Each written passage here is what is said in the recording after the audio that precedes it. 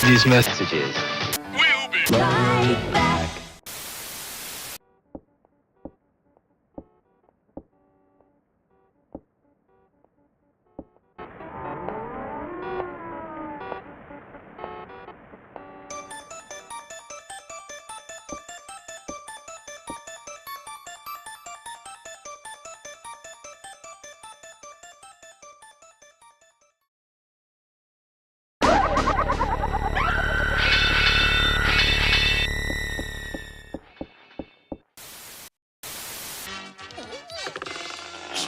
We now return to the real Ghostbusters. Hello, boomers. Welcome back to another stream. I am Tigo Retro, Poltergeist VTuber, and you're probably wondering what the hell that clip was. That is from a Dario Argento movie called Phenomena, or Phenomena. It's one of the two. It is one of the heavy inspirations for the game I'm about to play, which is Clock Tower Rewind. If you're not familiar with Clock Tower, it is a survival horror franchise. There's 4 games in it. This is the original one from the Super Famicom or the Japanese Super Nintendo. Clock Tower Rewind is a port of that game. And this is actually the game's first time being officially released in English. Because in America, we didn't get this. We got Clock Tower 2 on the PlayStation, which was called Clock Tower here. We got Clock Tower 2 Ghost Head, which in Japan I think is just called Clock Tower Ghost Head. And then Clock Tower 3 on the PlayStation 2. I have streamed this game before. I got I want to say it was either the A or B ending. It was the canon ending, basically. I'm going to try to aim to get the S ending today, but we will be checking out like the worst ending first. So I have been looking forward to this for a very long time. Clock Tower is one of my favorite horror games. I'm probably going to reiterate some of the same stuff I already said in my previous stream. I got into Clock Tower around like 2000, 2001. I played the fan translation by Aeon Genesis. Game scared the absolute shit out of me. Not even like the Resident Evil games scared me that much back then.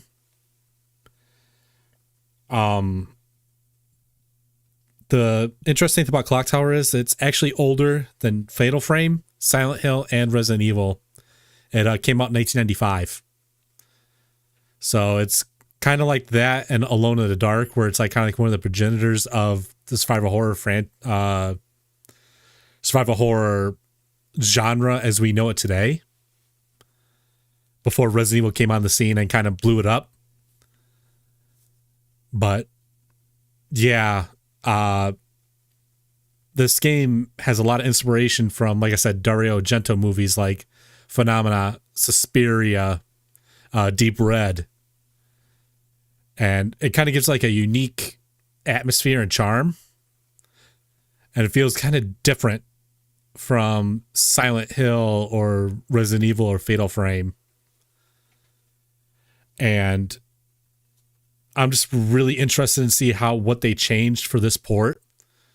Because from what I remember reading, they actually got the fan who did the deluxe hack that I streamed last year to work on this. And I'm going to be playing the Steam version, and it has mouse controls, which is great. Unfortunately, the way how they have the scaling options work, I do notice some vertical shimmering And I was also kind of disappointed to find out that the motion comics that they advertise aren't actually part of the main game. They're actually something that you unlock as you play the game.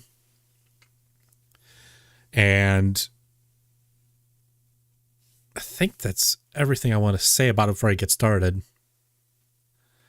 But Clock Tower, Clock Tower is basically a story about this group of orphan teenagers who get adopted by the Barrows family. And when they get taken to the mansion, a lot of shit goes down. Your friends are dying. You're basically on your own for the whole game. You play as Jennifer Simpson, 15-year-old girl, and you were relentlessly pursued by a young boy called Bobby Barrows, who is more known as the Scissor Man. He's like a demon child, and you got to deal with like the psychotic family. You got to deal with all the supernatural stuff that's happening in the house. You're basically trying to find a way to get out without dying. And the game has numerous endings. Some of them you can get within a few minutes, and some of them can be like almost towards the end of the game, but just because you did something wrong, your game will get cut off. Which would be, I think the big one would be the elevator, where you can actually end up with a bad ending where you just die in the elevator near the end of the game. If you watched my Clock Tower stream from last week, you kind of saw this in action where I did not have this demon statue, so my playthrough got cut short. My first playthrough, at least.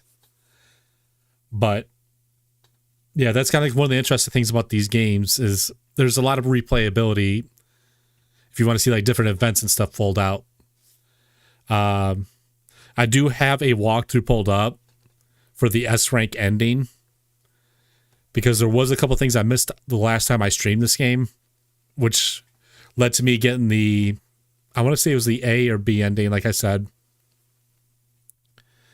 Yeah, and we'll also check out all the other stuff they have including the motion comics, the interview with the original game director, like the instruction manuals and stuff they have come with it.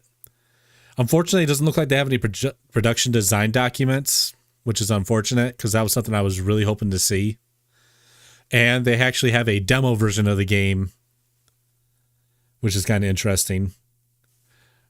But like, despite not having like the design documents, I still think like a lot of the bonus material is like really cool looking, and more than I ever thought this game would have gotten. I would never expected this game to get an actual official English release. Besides owning the Steam version, I do have the physical Switch version pre-ordered from Little Run Games, and I'm just stoked that a lot of people will be able to experience this game. I think it's one of the true all-time survival horror classics. So let's go ahead and get this booted up.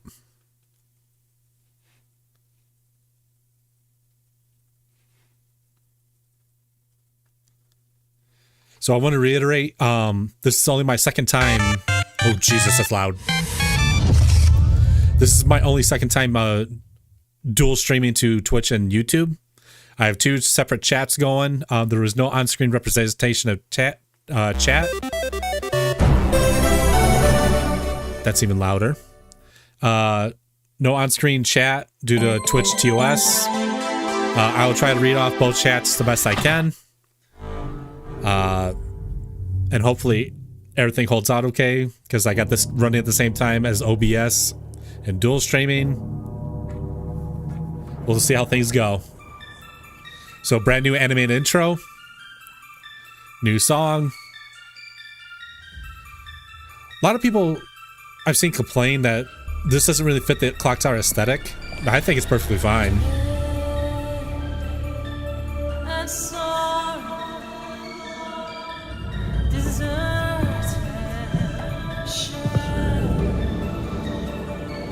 Like personally, I probably wouldn't have gone there with like the anime style opening. If I had the time and budget, I probably would have done like a stop motion animation and portrayed Jennifer as like a doll.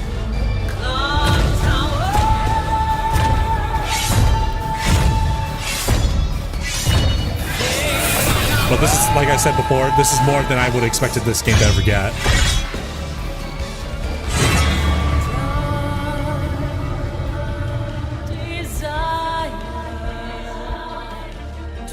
Alright. So the controls are a little wonky. The deluxe hack that I played last year, everything you could do with the Super Nintendo mouse. Here, you got to use both keyboard and mouse, so it's going to take me a little bit getting used to. Yeah. The motion comics, which are basically like motion comics based on the manga illustrations they did for the strategy guide and the promo comic. They're fully voice acted and everything, so it's really cool. Hifumi Kono, who's the director of the game, interview. The museum is basically like the instruction manual and the strategy guide stuff. And then the commercial sample demo, which was provided by Teen Cuts on Twitter. So yeah, there was quite a bit of effort put into this, it seems like.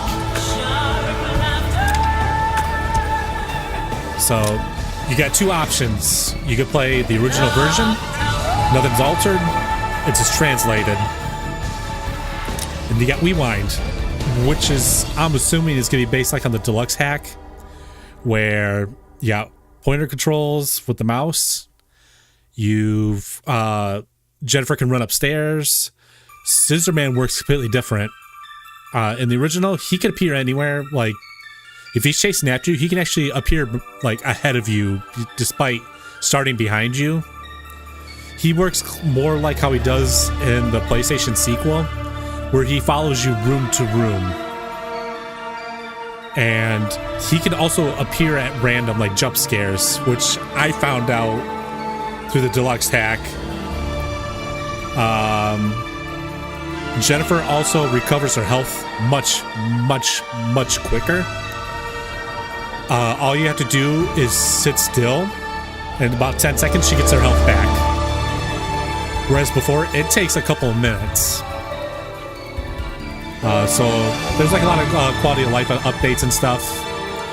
And another big thing about the Rewind portion of the game is it brings in new stuff from the PlayStation 1 port, which is called Clock Tower: The First Fear. One of the big ones is it connects more with the sequel, the Clock Tower sequel on PlayStation, by adding a little something towards the end of the game that wasn't in the original. So yeah, I'm really excited to check this out.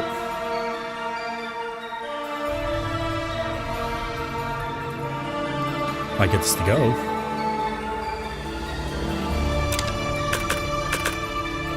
Let's see.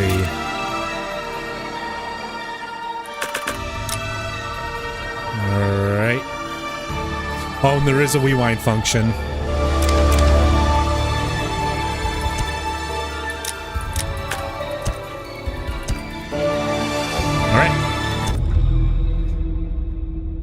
So you got two options. You can either use the traditional WASD controls, or you can use the mouse.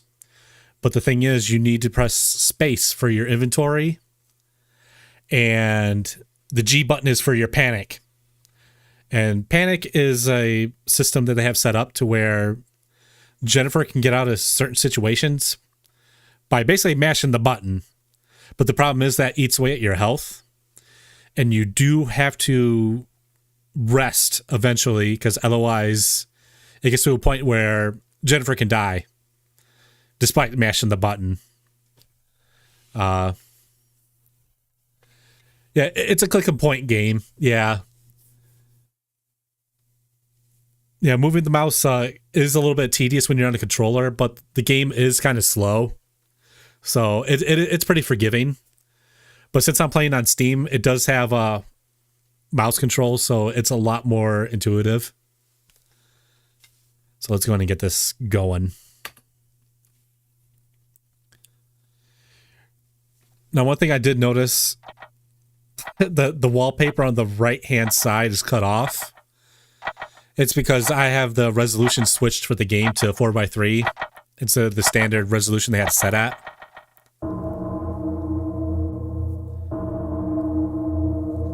God, what a fantastic opening.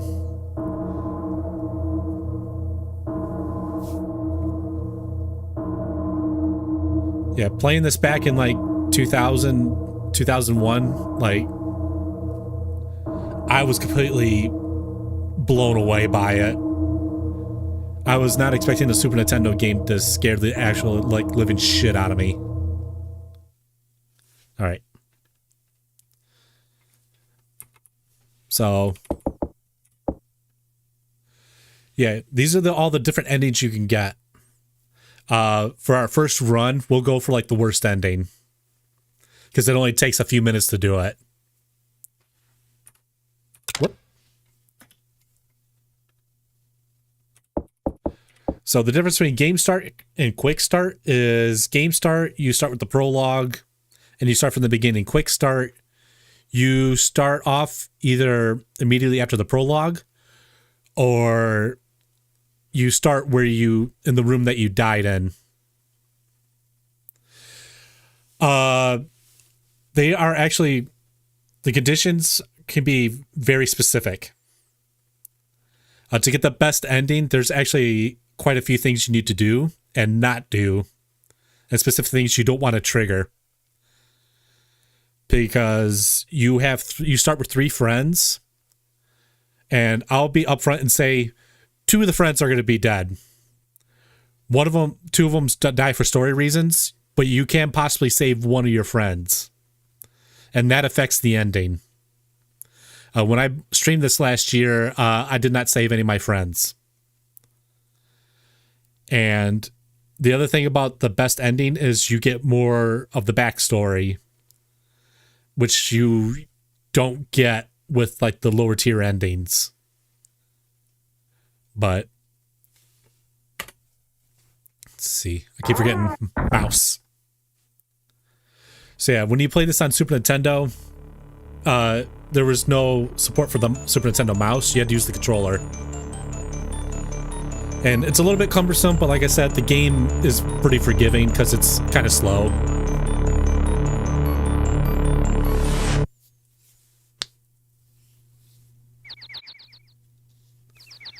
I still think this is one of the best looking Super Nintendo games. It's an absolutely gorgeous game. Laura, hurry up! It's gonna be sundown before we get to the house. Miss Mary? What is it? The house we're going to live in from now on. Do you know what it's like?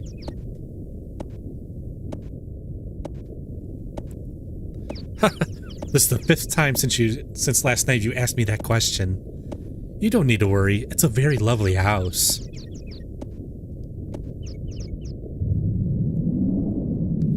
I think we can see from here. There it is. Yeah, it's never a good sign when they take you to a secluded mansion in the woods.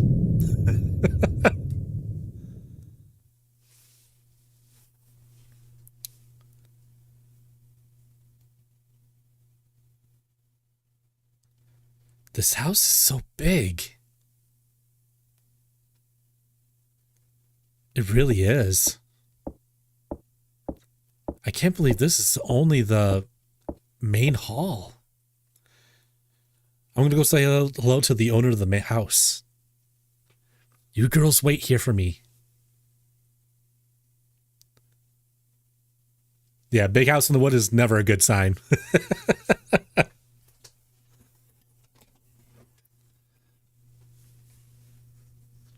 So yeah, if you were to do a quick start, you would skip this like the whole entire like little introduction here. Yeah, you see I got the little works with the mouse.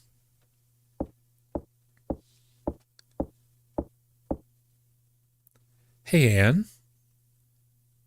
I wonder what kind of person Mr. Barrows is. Right? Yeah.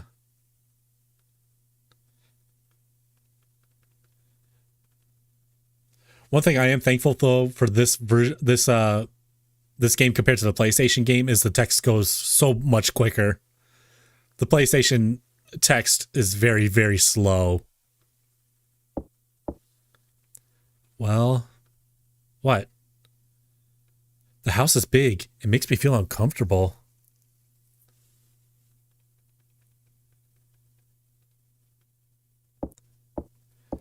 So here's the thing.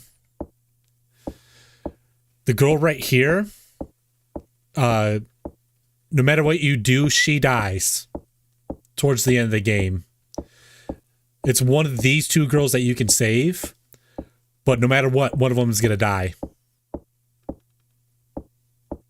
There's no way to save two of them. Like I said, two of the girls do die for story purposes. Yeah. I don't think I'll like it here. Lot, you are such a worrywart.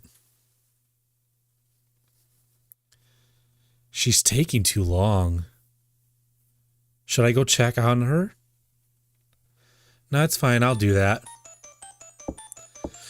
Whenever I hear this music, all I think about is Halloween.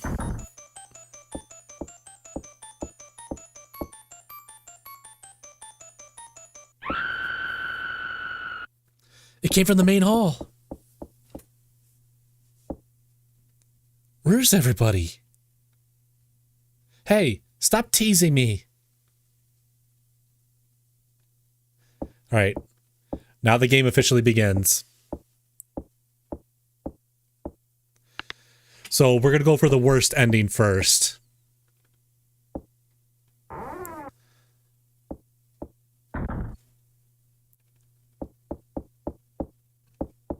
So yeah, you double click towards the edge of the screen and Jennifer will run to that side. If you notice as I'm running, her portrait changes color. That's your health bar. And that's tied to your stamina. So this is like your first big choice. You have 3 ways to see your first friend die. And we're going to go with this one.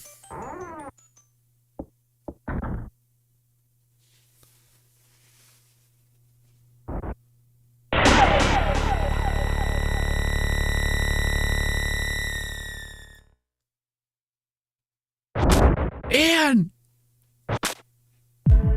Okay, we gotta run. So we got a couple options here.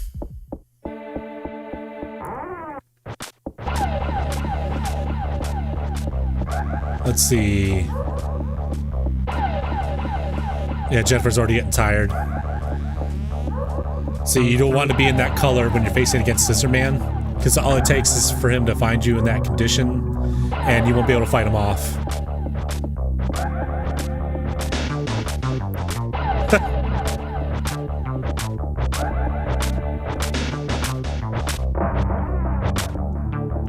I actually think it would be the other way around, because this came out before Final Fantasy VII.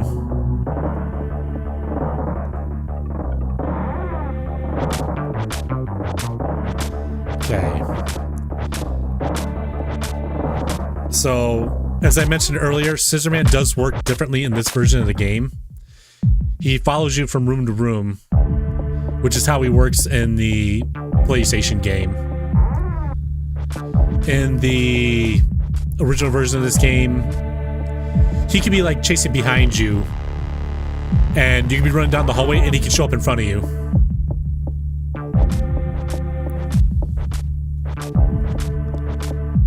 This is another enhancement they did. Jennifer actually runs up the stairs. In the original version of the game, she slowly walks up the stairs.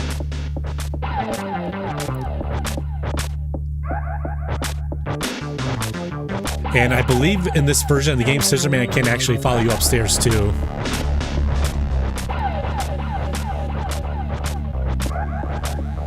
I think I might already screwed up. No, there's still a chance.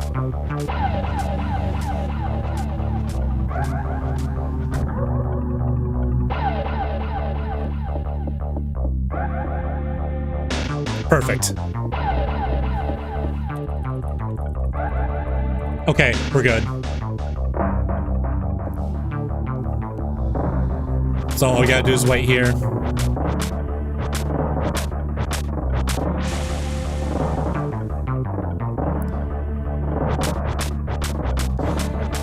Yeah, there was another hiding spot I could do, but the thing is, since I'm rushing, how do I explain this?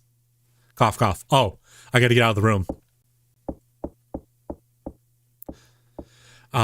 There was a room near where he appeared that I could have hid underneath a bed. But the problem is I didn't go into that room beforehand because there is a parrot inside a cage who will rat you out to Scissor Man. And you can actually take care of the parrot beforehand by letting him out of his cage and cover him in a blanket. But since I'm like kind of rushing through, I didn't do that. Looks like a bird's nest. All right, let's see. I got to push this box. Yeah, basically a snitch.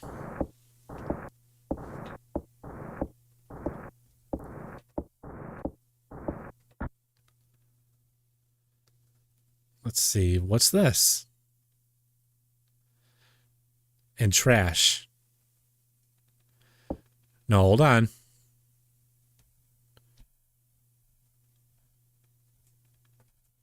Okay. Usually there's a key here. That's an element to this game, is there are random elements. Some rooms are going to be in different locations, and some items are going to be in different locations.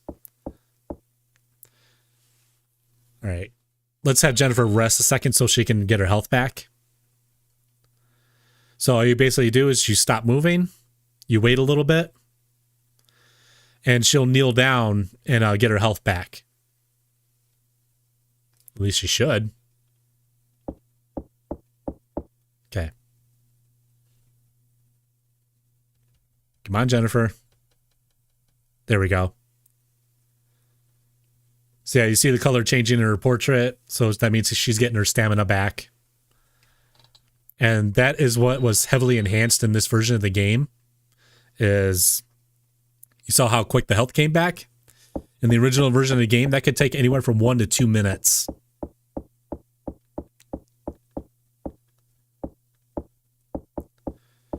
So now I'm wondering if I'm able to do this ending quick enough, because I have to find a car key.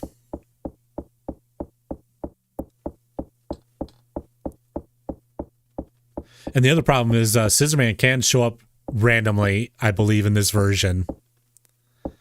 I found that out the hard way the last time I streamed this. Sometimes all it takes is for you to enter a room and he'll be running at you.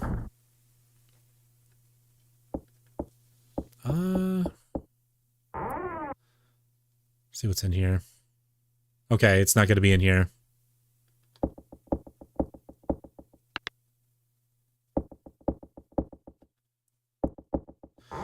But yeah, I still think this is an absolutely gorgeous game.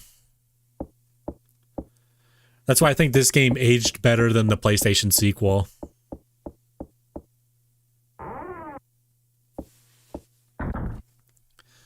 Part of me, I'm like kind of embracing myself, like bracing myself, because like last year, like sometimes he'll just be like in the room running at you, and it's like scares the living shit out of me.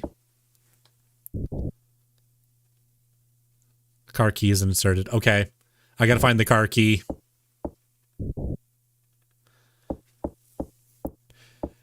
Another thing about the hiding places is sometimes they don't work. When I was testing this out earlier, there's a hiding place in the bathroom. When he's chasing you, you can actually run to the bathroom and lock the door.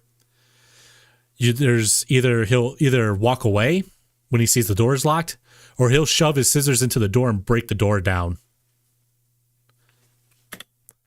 Let's go ahead and get the worst ending.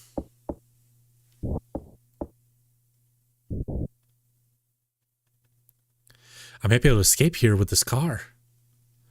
But what about the other girls?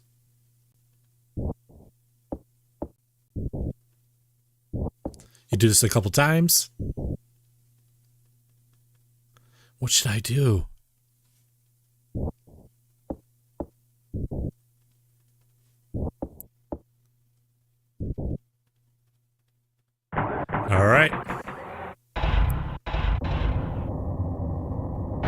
Yeah, drive that shit out of here.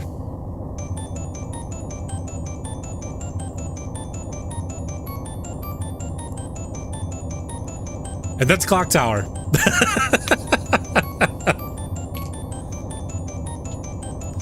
So yeah, that's the easiest ending to get. Yeah, a lot of people probably would have done the same thing. It's like, fuck this, I'm out.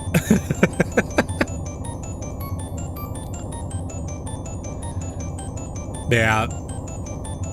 I guess if you want to do a speed run, this would be like a quick game to do.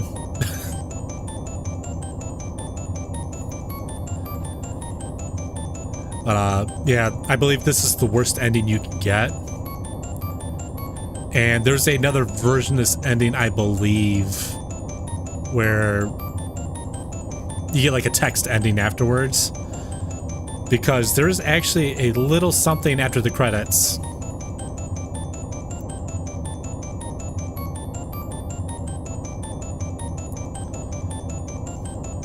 But I just like, you have all these different endings and it kind of adds replayability to the game.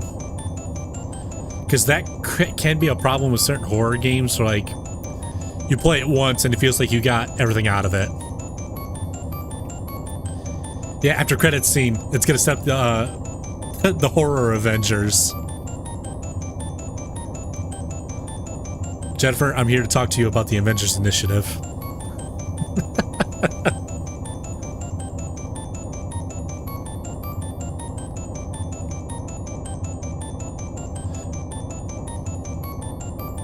The longest scenario could probably take, if you know what you're doing, like 30 or 40 minutes.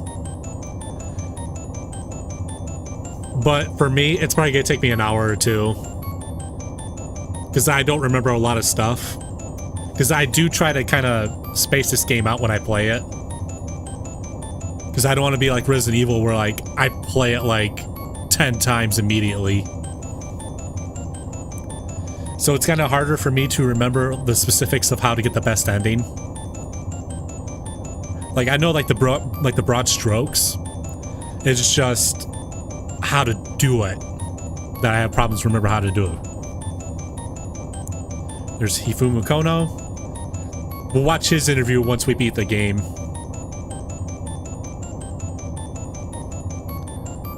Alright. So yeah, you get this little scene here.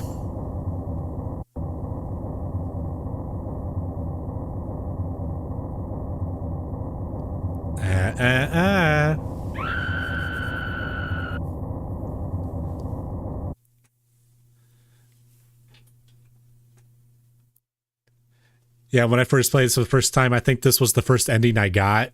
And I thought I beat it. It's like, oh, no, I didn't.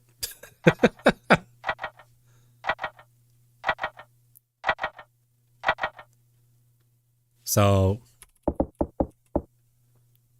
yeah, that's the worst ending. Ending H. Yeah, the scream's a little goofy. There's only so much you could do with the Super Nintendo. So if I were to do quick start, it would start me in the garage. But we don't want that. So what we're going to do is we're going to start a new game. We'll have to sit through the prologue again. So that way it can reset everything. So I'll do everything properly this time.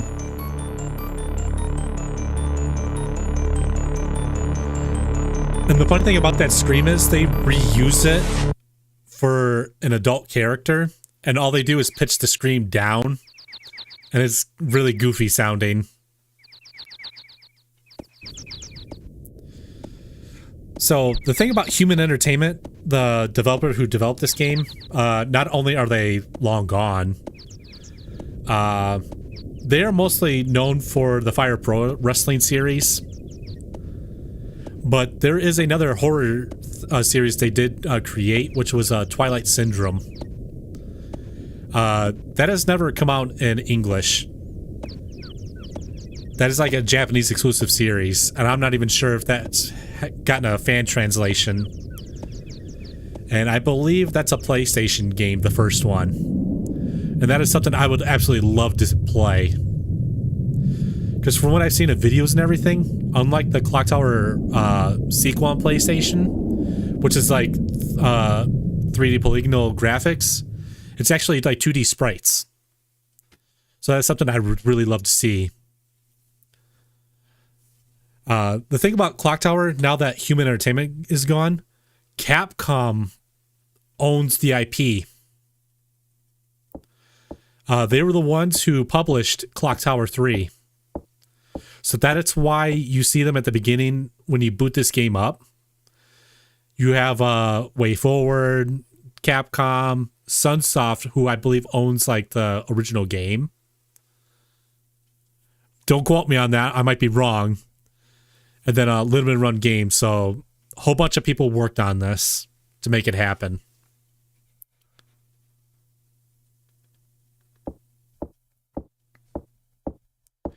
All right, so I got to talk to everyone again.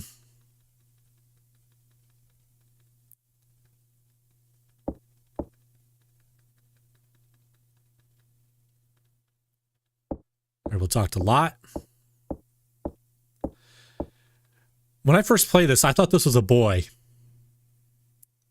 Is there a continuity in the games? Only the first two.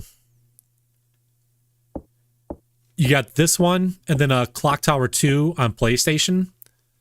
But when it was brought over to America, they called the second game Clock Tower. Whoop. Then when they brought the third game over, they called it Clock Tower 2 here. It has absolutely nothing to do with this.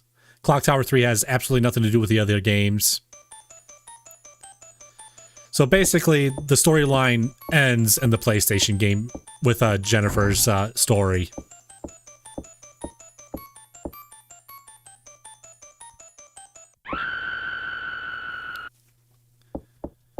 And the thing is, I still think this is the best game in the series. With 3 and 2 tying, and the worst one being Ghost Head, which is what was called Clock Tower 2 here. Clock Tower Ghost Head is an absolutely terrible game.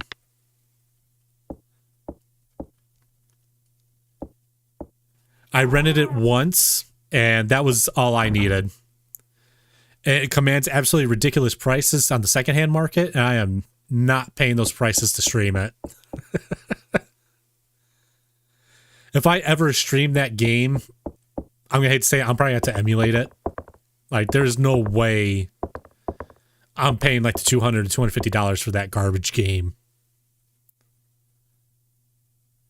All right. So this is the first thing we're going to do. We just picked up the stone. You know what? We don't want to do this yet. That hole in the wall right there, we can actually take the rock and break that open. But I think to get the best ending, we don't want to go out there yet. Bad as in story bad or as bad as in gameplay bad? Both. It's a point and click game like this, but it is such a mess. Like, there's an interesting like gameplay mechanics that they have in the game, but the way how they do it is so poorly done. And there's an infamous section in the game where you have to fight off like 20 or 30 zombies in the hospital. And it takes forever.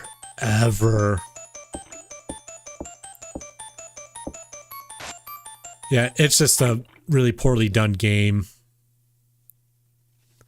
And Clock Tower 3 is not a point-and-click game. It's actually like a third-person action game. So yeah, you can see like one of the girls' different deaths here.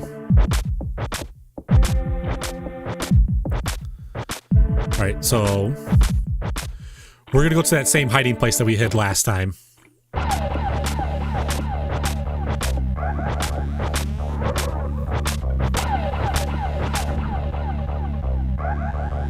All right, you know what? Let's do this.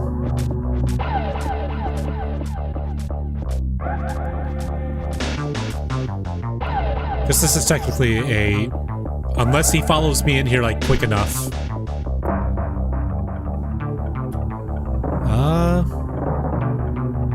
Yes. I could break this wall down, I can go through here, and he won't be able to follow me. Okay, we're good. Alright, looks like I'm in the courtyard. So the thing is, if I came out here before I triggered him in the bathroom, you would see one of your friends die in this pool that's on the left side here. And that I think that could affect the ending. But I'm not 100% sure. Alright, let's go ahead and have Jennifer rest a second so she can heal up. So this is a reliable hiding spot. If I could run here and go through that hole, he can't follow me. Jennifer? There we go. Okay. Yeah, that is one of the things I love about this version of the game is how quickly she gets her health back.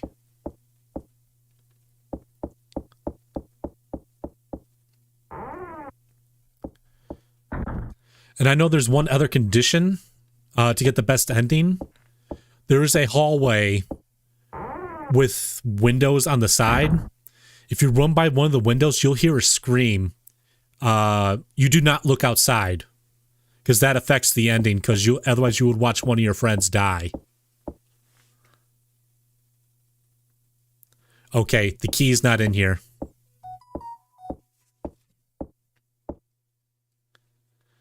Oop, 1 second, guys. Sorry. Give me 1 second.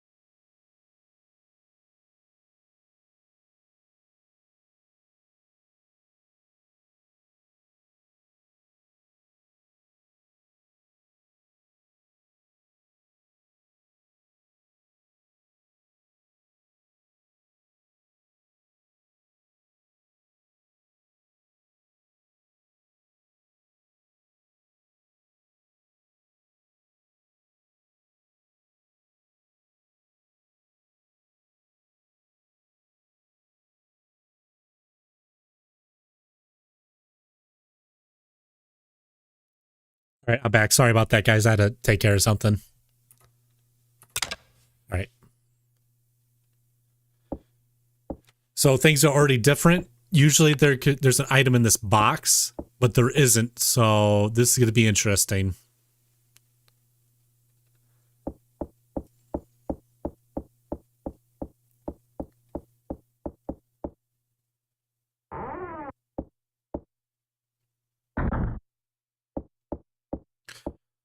Huh, usually the lights on are in here. All right, so this is one of the key items that we need to get the best ending. We need the perfume bottle. This is the same perfume used by Miss Mary. You obtain the perfume. Okay. So let's go and turn on the light.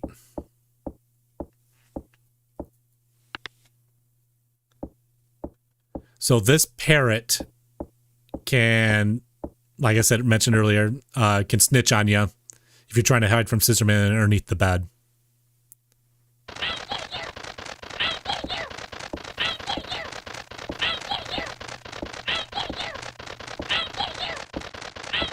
If you can't tell what it's saying, I'll kill you.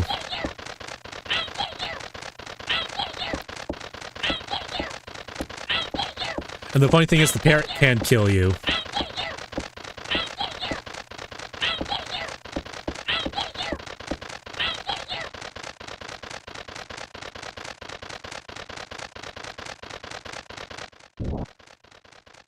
Yeah, that's what a lot of people thought, but yeah, it's saying I'll kill you.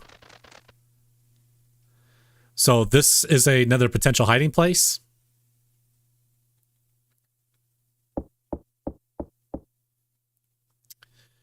What's this? So it's a picture of two baby twins. So you kind of start to piece together that something's going on.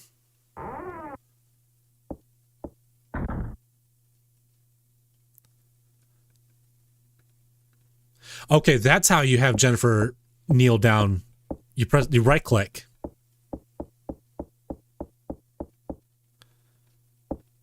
So it's going to be really interesting to see how this is all going to work out. There was a moment in my previous playthrough last year where I just came into this room and Scissor Man literally dropped down from the ceiling. It scared the absolute crap out of me. Because I have never seen him do that before in the original version of the game.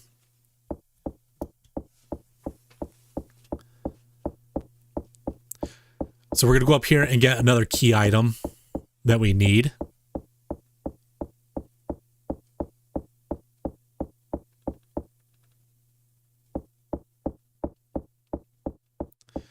You know what the funny thing is? Sometimes when I see this game, I think of Clue, like the board game.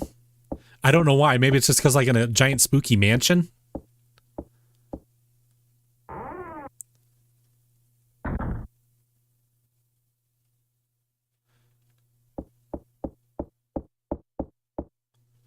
All right, so I'm wondering if the key is in here, inside this bird's nest. It looks like a bird's nest. Okay. So we're going to go ahead and push the box over.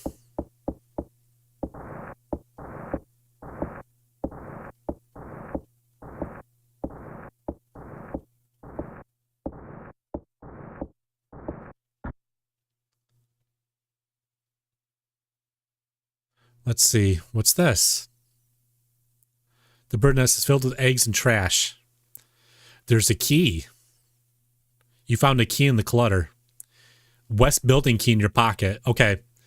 So that's what I'm talking about, like item randomization. We could have found that key in that room with the box. Go and have a rest a second.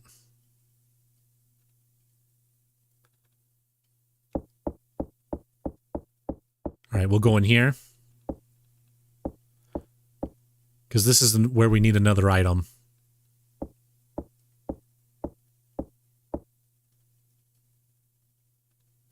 Oh.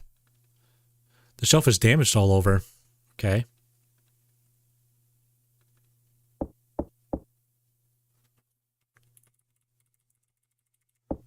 Okay. I can't. It's too high. So that's why you do this. So if you notice on that last time we played that she was able to get through, that was because we did the panic meter, which is basically adrenaline.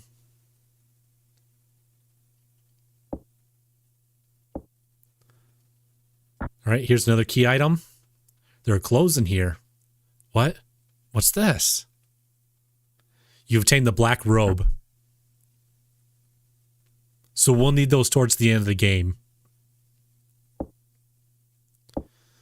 Here's another item we can pick. I'm not exactly sure if we'll need this, but I'll grab it anyways. There's a rope. You obtained the rope. And then we got this too. It's a pesticide. There's pesticide inside. Let's go on and turn on the light. Oh, it's broken. All right. So yeah, this is like the majority of the game. Like, it's quiet, which makes when Scissors Man pops up like a bit more startling. Let's see here. Just take an inventory. Okay. Now here's the thing. I can't remember. Oh, we also got this too. Save states. It's It's locked. Okay, we can't get in there yet.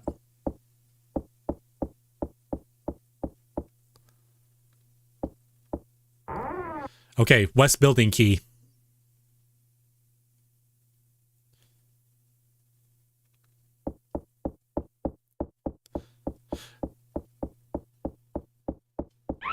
Okay. I heard screaming coming from outside. So if I were to look outside, that would change the ending. So we're going to keep going. Because if I was to look outside, it would show like a little cutscene of someone getting thrown out a window.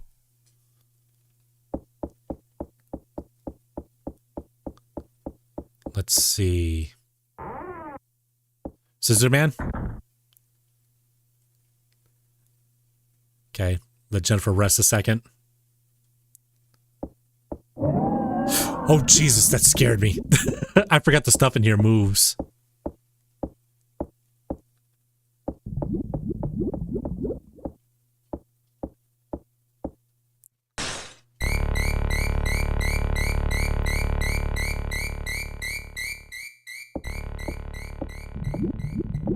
So yeah, just like a lot of weird shit happening in this house. Let's see what's in here.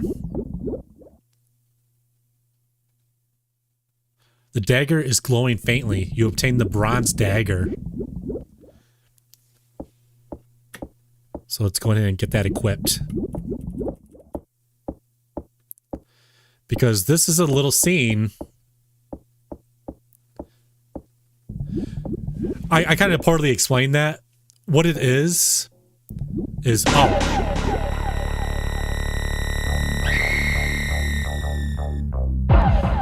So this is something they added from the PlayStation version. In the Super Nintendo original, it's just a corpse you find in the cupboard. There's something shiny there. It's a key. You obtain the cage key in your pocket. So the way how I explained how that the window thing works is from your point of view, you see the opposite side of the courtyard, and you see a group of windows opposite of yours, and you see someone get thrown out those those windows, if that makes sense. It's a wall of windows across from yours.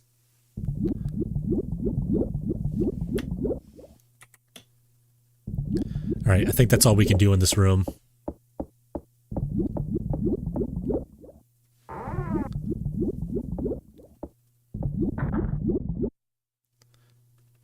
I'm still waiting for this dude to show up randomly in one of these rooms.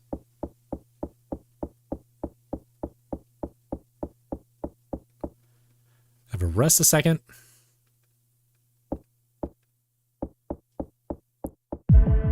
Whoop! There he is. Okay, don't know where he's coming from.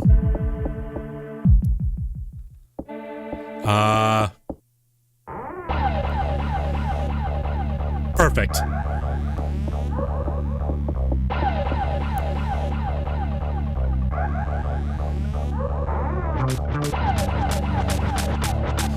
So yeah, he works almost exactly how he does in the PlayStation game, where he can just appear randomly.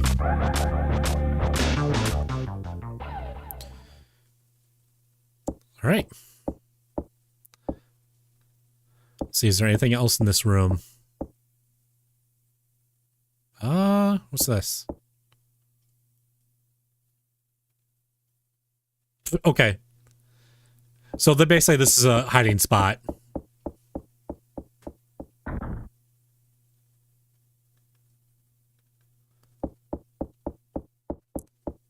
So, let's see. I got the cage key. Okay. I'm just trying to get it all through my head of where to go. Oh, Jesus, it's this room. I feel like somebody's watching me.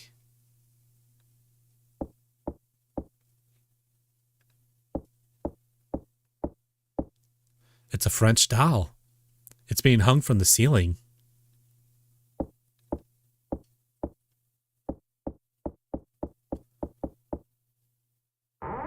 No, don't go there.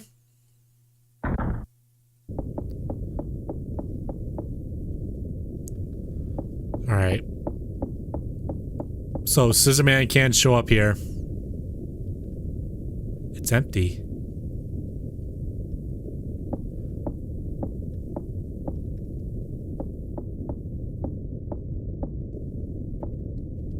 I can see the courtyard pool below the windows. So yeah, you guys are gonna have to bear with me as I try to remember how to properly do this. There are books on the shelf. Okay. It feels like I'm supposed to find something in this room, but it could change from playthrough to playthrough. I wonder who lit the fireplace.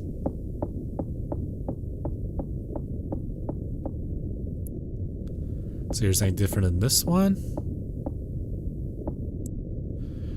These books look difficult. Jennifer's confused.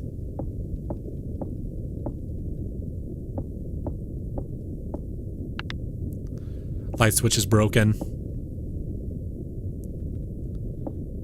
So what's in this room? Okay, we're gonna go back into the clown room. Or I guess the toy room.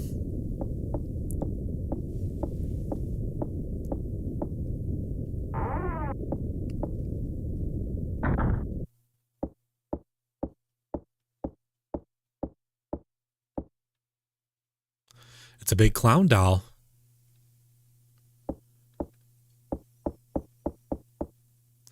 It looks like a kid's bed. It is covered with dust and stains. It's a record player. It seems to be broken. Alright, we're gonna go back out in the hall. Usually there's like a little something that happens in here, but I guess I haven't triggered it yet.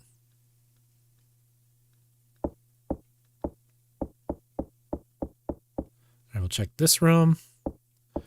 So yeah, like I said, some of these rooms, they do change locations. Oh. That is kind of a problem with the game. This can be kind of confusing, the way how the layout works.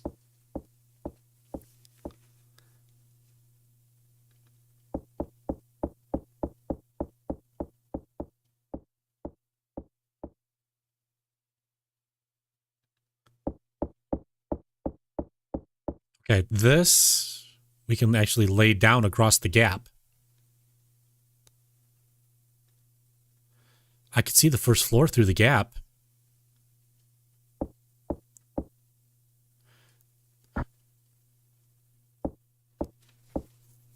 So this is another way we can lose Scissorman. If he's chasing us, we can actually run across this and pull the board up and he can fall through the gap.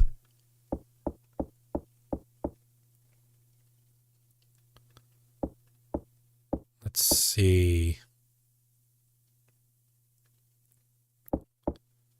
There's a row of similar statues. It won't let me pick up the thing that's on the ground.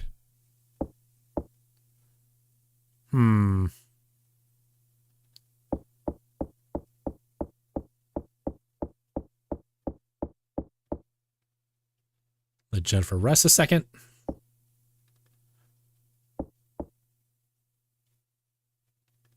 Okay. I don't think... This is kind of an important room. Hopefully Scissorman isn't in that box.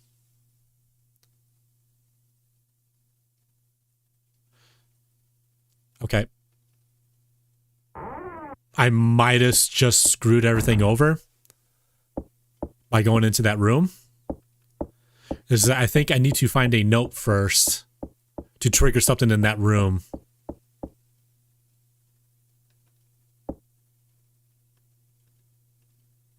Okay. So it's not going to trigger me picking this little thing up on off the floor. So we're going to go ahead and go downstairs.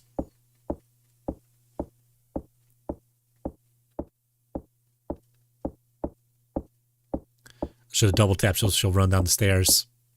All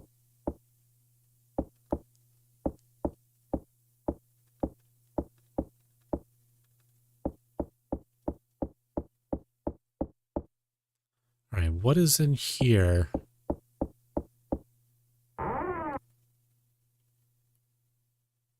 Okay, no shower. Not going to bother with it because... Oh, jeez. Okay, just a cat. Oh. Sometimes Scissorman will be in that box and not the cat. Also, is it me or did that cat have red eyes?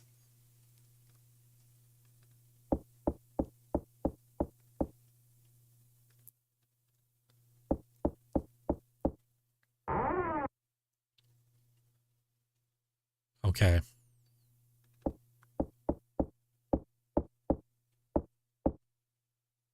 These books are written in mysterious symbols.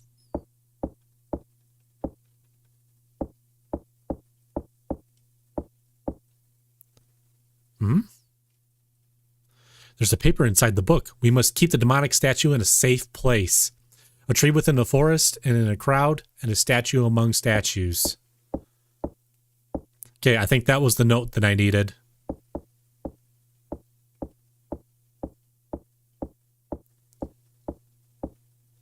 The shelf is filled with literature.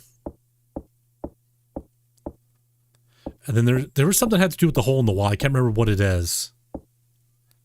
The crevice seems to go quite deep. There's something shining deep in the crevice. Oh, that's creepy.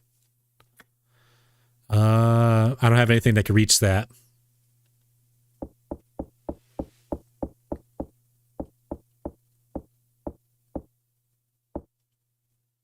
Filled with various specialized books. Jennifer's just confused. Okay. So we got the note.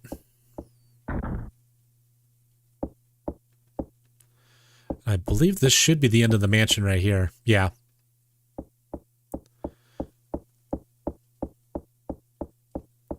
So we go up, and I think it'll let me grab what was sitting next to that statue. God, it's so nice that Jennifer can run upstairs in this version.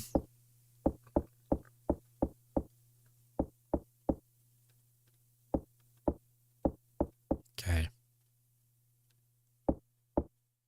The row of similar statues.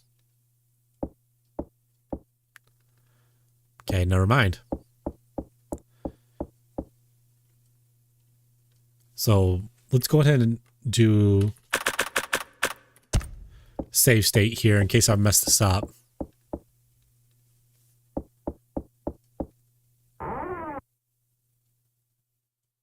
Okay. This is strange. Only that wall is painted a different color.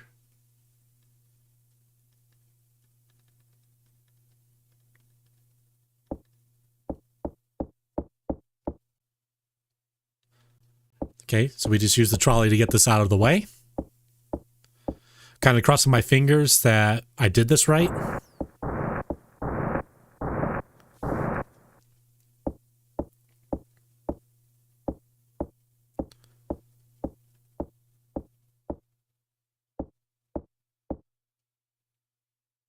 It looks like it's been repainted. There are cracks in the wall, might crumble.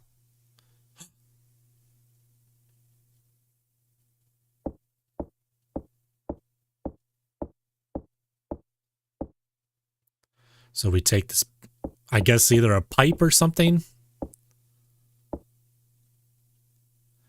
And we just smash the hell out of the wall.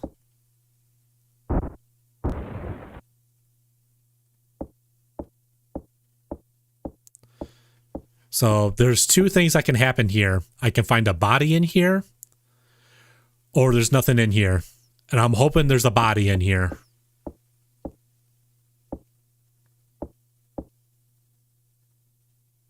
Yes. Okay. Seems like that the room has been used in ages. It's really stuffy in here. It looks like a medical chart. The patients are 2 newborn babies.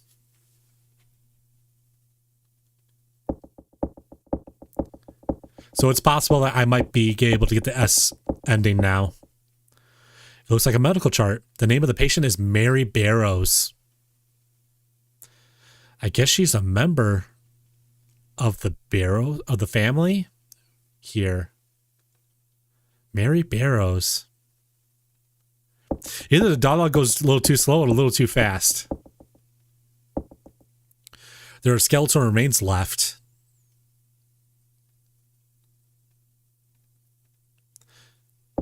Oh, shit. Oh, here we go. The bag. Mary Barrows. Okay. Then what's on the floor?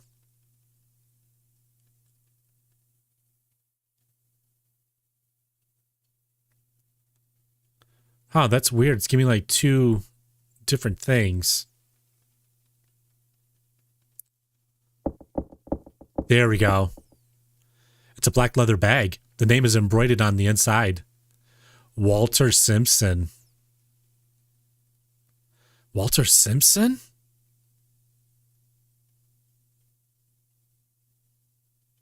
Dad. Because her name is Jennifer Simpson.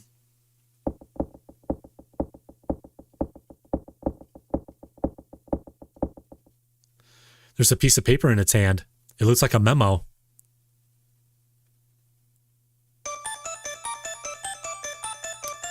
So yeah, that's her dad. 11/10/1986. Dr. Walter Simpson's notes. It has been 3 days since I was locked away. I don't think I'll last much longer. Before my life ends, I have to record everything I know about the twins who will bring calamity to the world. I was called in to deliver Miss Barrows' baby, and that's when she gave birth to them, the demonic children. My right hand was bitten off as they exited their mother's womb. Their bodies haven't fully developed, so they probably won't be able to live more than a few days. But if, as you read this, they happen to still be alive, please bring an end to their existence somehow. I am certain that something horrible will happen if they remain alive. It's hard to breathe in here. The room seems to be losing its oxygen as I write this. The cradle under the star. That's where they sleep deeply. Jennifer. Jennifer. Jennifer.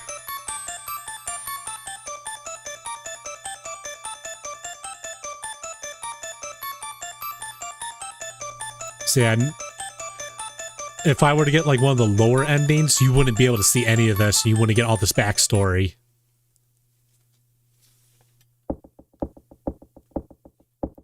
All right.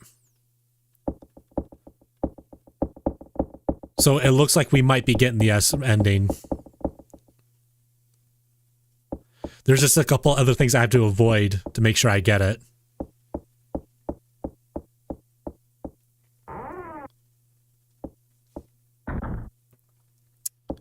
Okay. So he talks about the cradle under the star, the demonic twins, how Mary is actually Mrs. Barrows. Still won't let me grab this.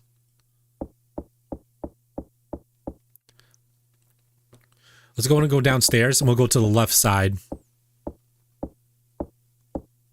Should double click so she'll run down the stairs.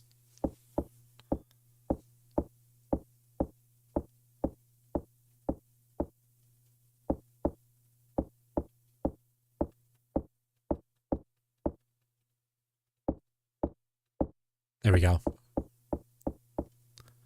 Let her rest a second in case Scissorman is in this room.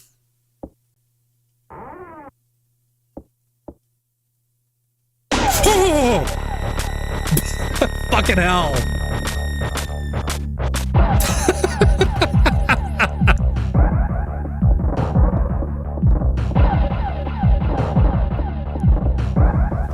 Fuck, that happened last time too. Just walk through the room and he's like right there.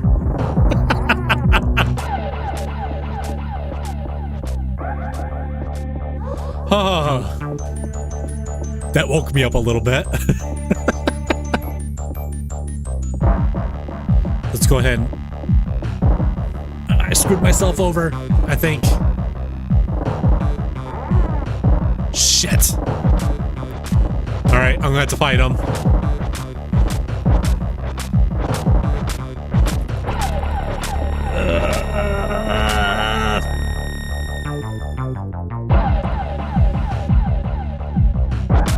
There, okay. Oh, I tripped over him. No, get out of there.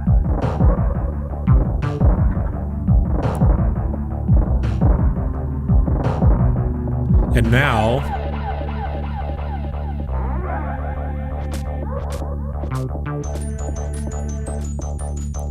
let me rest a second. Jennifer, what are you doing? Come on, Jennifer, grab the board. I guess I gotta wait for him to get closer.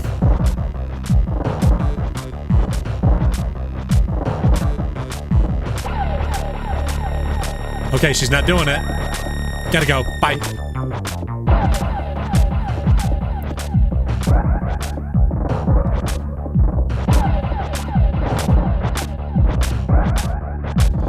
So in the original game, I don't think Bobby goes downstairs and stuff.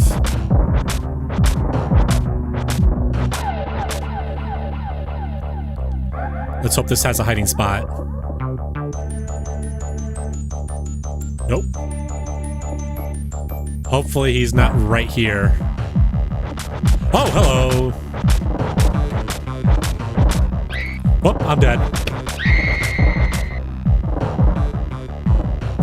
Wow, it didn't even let me fight him.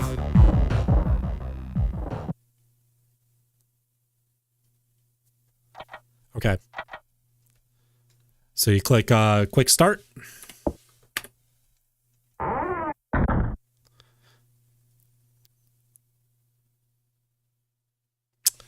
Or not.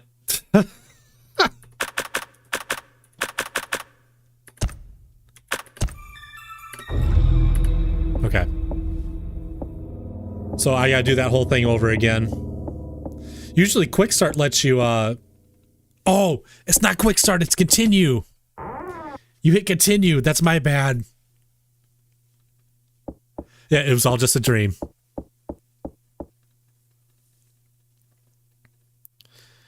Yeah, I was supposed to hit continue, not quick start. Well, it's a good thing I did a save state.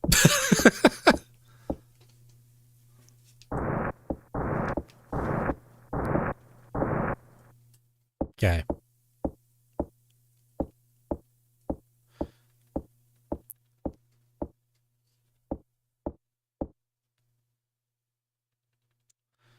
Yeah, so I gotta do this again.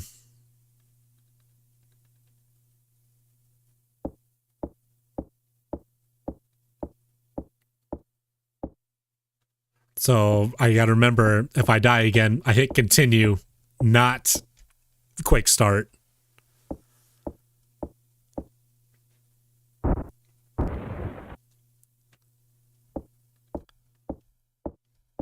What if I were to tell you that I actually completed this game in its original Japanese?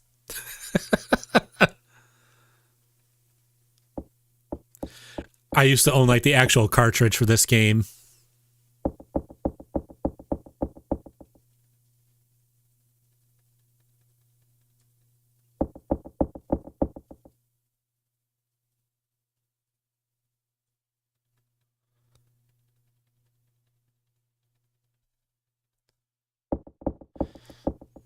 Yeah, because back in the day, you had to rely on fan translations.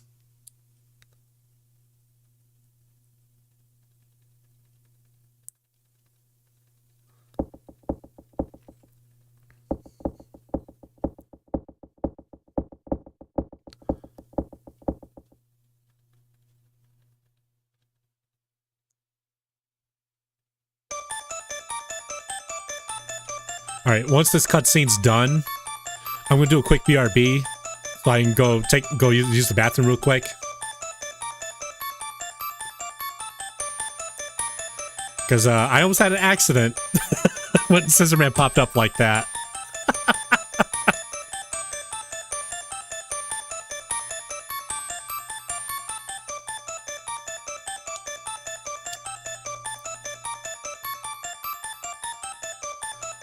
I do want to note that Jennifer is clearly based on the character from Phenomena, played by oh god, I forgot her name. I remember her first name's Jennifer, and they look exactly the same. Oh god, what is her name?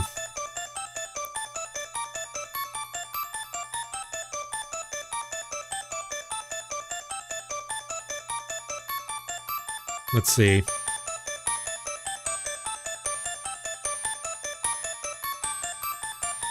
Because I keep wanting to say Jennifer Garner. It's like, no, that's not Jennifer Garner.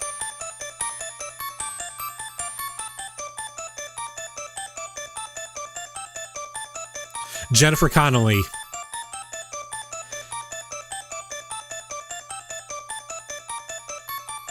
So yeah, she's basically based directly on Jennifer Connelly and the character she played in Phenomena. Alright. So, I'm going to do a quick BRB, so I'll be back in a few minutes, guys. These messages. We'll be Right back.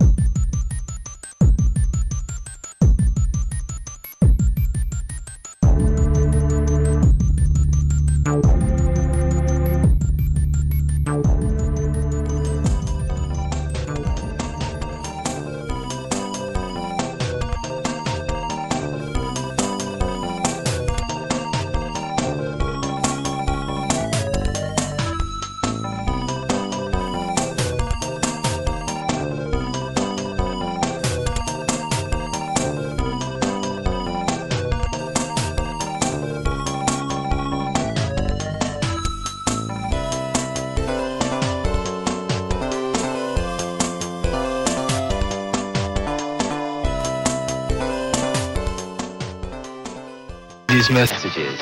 we'll be Right back.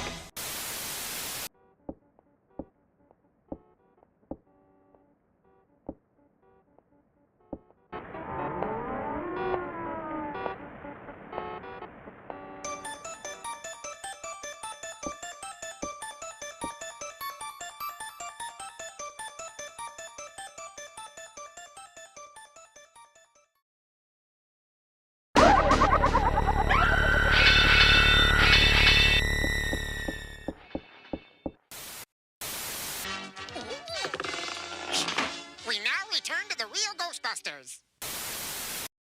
I just wanted to play that clip again. So yeah, that's a clip from the movie Phenomena, and yeah, you can definitely tell that Jennifer is based on that character and that actress. So These messages. My bad. The wrong window clicked. All right.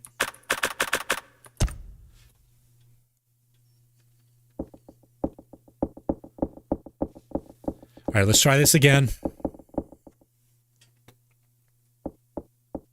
Now that my bladder isn't full.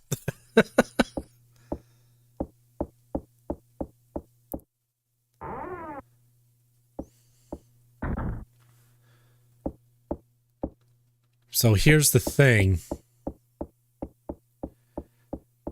Since this is basically a state of my previous playthrough, is Scissorman going to be in this room again?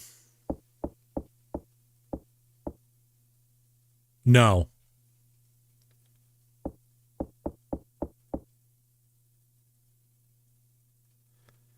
Don't think there's anything of value in here.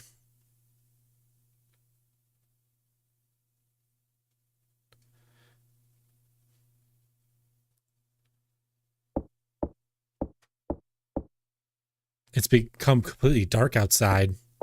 So this is like a dead end room then.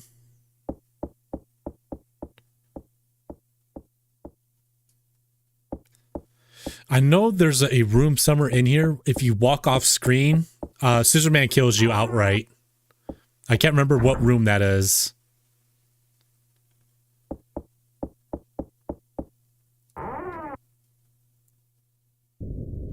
Okay. So we're back here. Okay.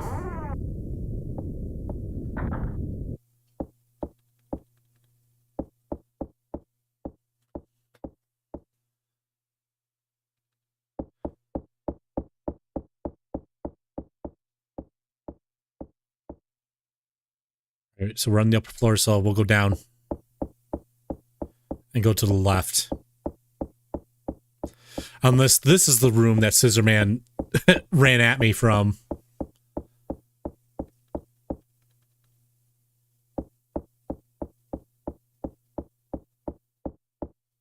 I'm kind of bracing myself.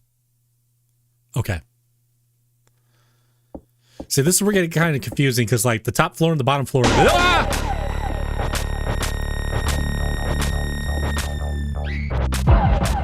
Damn. Oh, I'm still okay. Get out of there, Jennifer. Okay, my health is in red. I gotta rest. Okay, I can't rest anymore.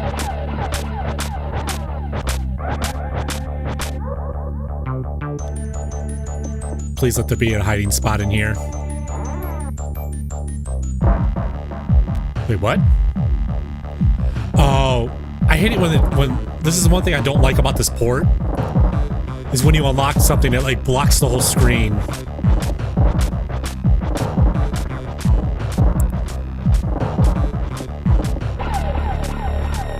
Okay, it's locked.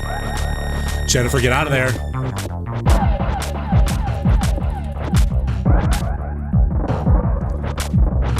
Get out of here. Alright, I won't be able to fight him off again with my health being so low. Shit, there's nowhere to go in here.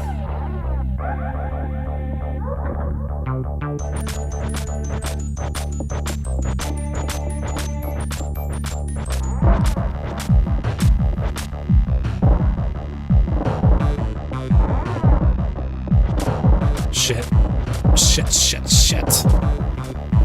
Ooh, here we go. Go in here. No, what are you doing? Go in the door. Go in the door.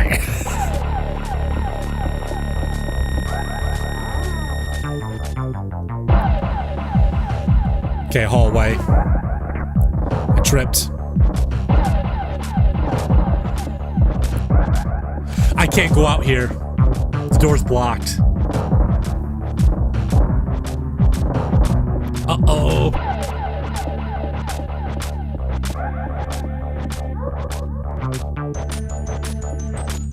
All right. Okay, we're back in the second hall. Okay. So we can try to hide in the bathroom.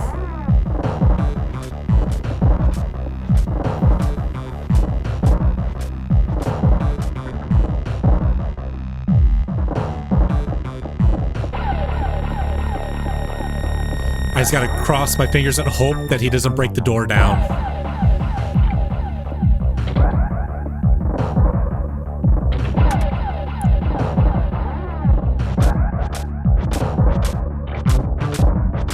Shit! Okay, I'm dead.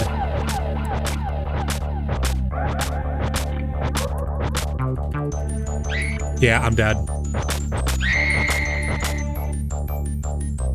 Okay, I gotta remember, select continue, not quick start.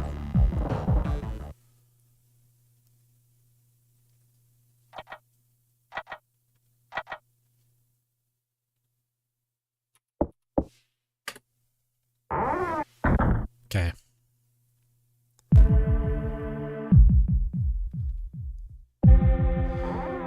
So yeah, the unfortunate thing is when you do continue after you die, if he's chasing you, this chase still goes on.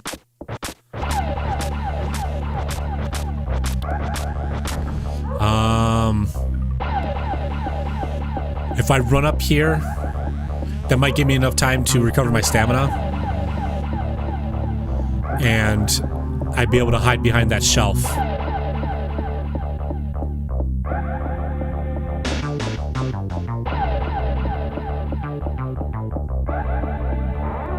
Okay, let's go in and rest for a second so she can get her health back.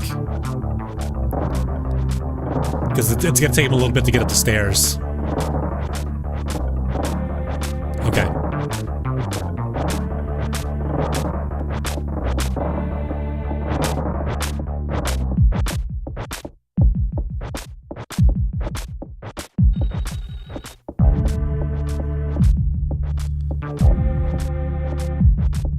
God, I love this music. All right.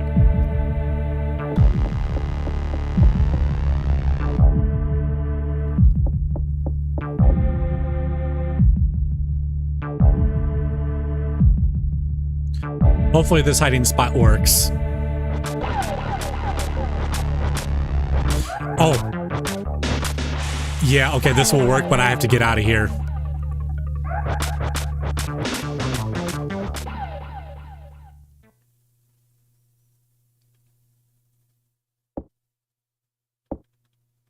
Yeah, I know, Jennifer.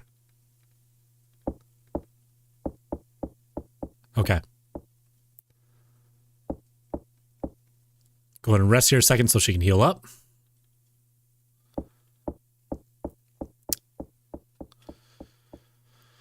So, I can't unlock this door yet, I think, because I have the cage key. So what I'll do is I'll go downstairs. We'll go through the hole to the courtyard. And we'll go into the barn.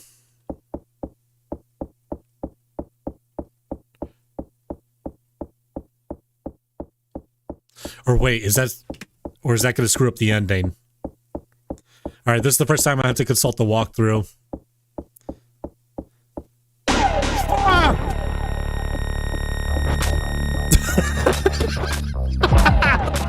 Get the fuck out of here.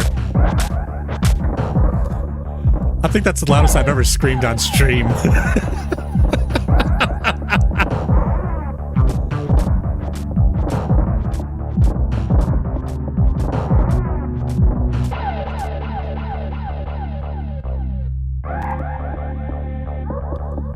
Oh. Fucking hell.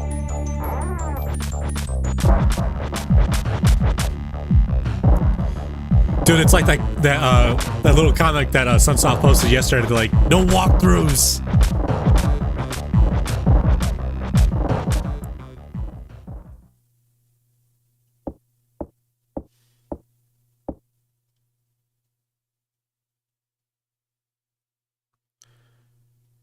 Okay.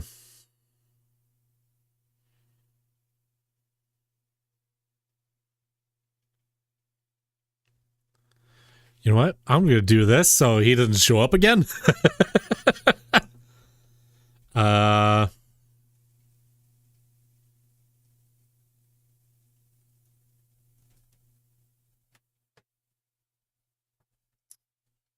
Okay.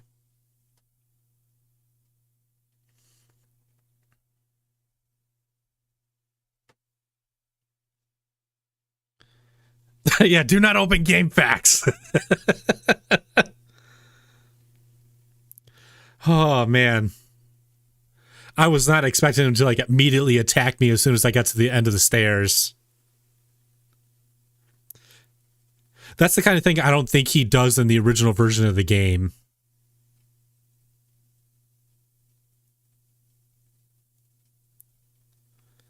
Let's see.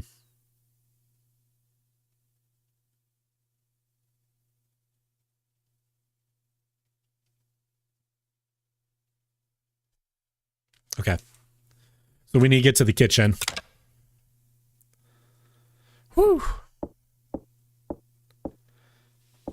And the thing is, the last time that happened to me, when I streamed this last year, he came down from the ceiling in a different place.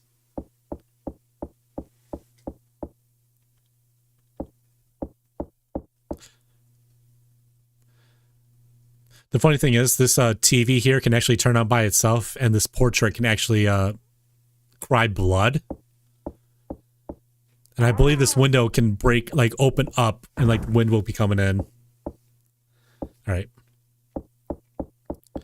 Let's go and make our way back to the kitchen. If Scissorman doesn't fucking drop from the ceiling again.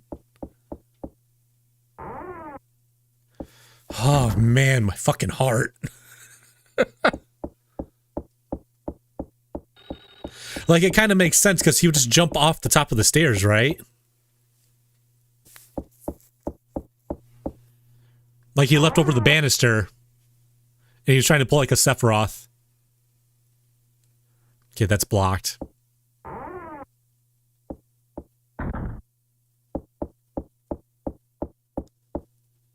Yeah, because now that I'm thinking about it, that's not as random as I thought it was. It's basically him jumping over the banister to get to me on the bottom floor. Locked. Okay. You looked at the walkthrough.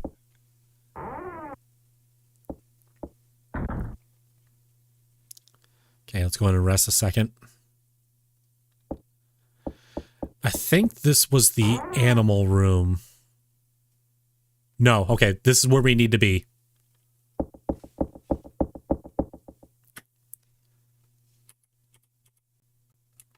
Where is it at? We need it for this. No! No, no, no, no, no, no, no. I screwed it up. I screwed it up. No. I screwed it up. Shit. I was supposed to do this over here, not the ham.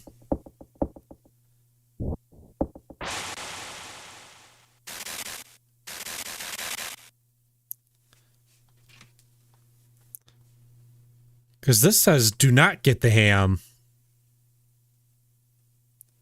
There's a key in the... Okay, the gold key in your pocket.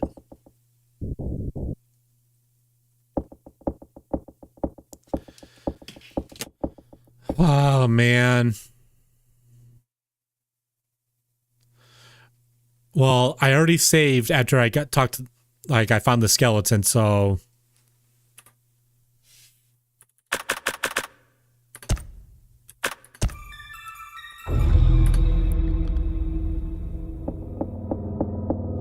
This might reset Scissorman a bit, so that way I don't have to keep running back and forth, back and forth.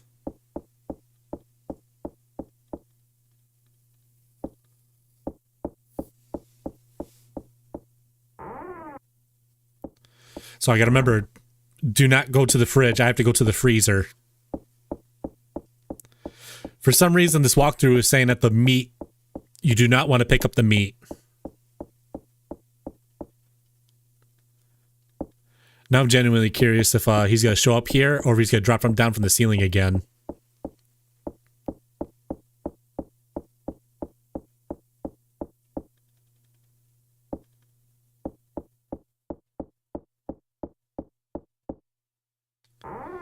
I'm still like shaken up from when he dropped down from the ceiling.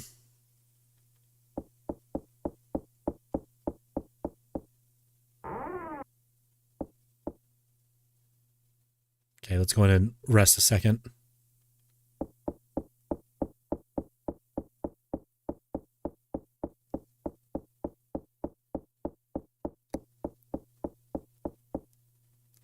Basically, we're making our way back to the main hall, the second main hall.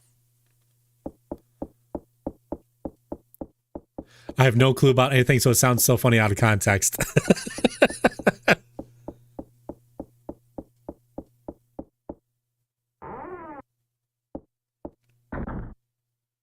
Oh, we don't want to be in here. Nope, nope, nope. I am good on that.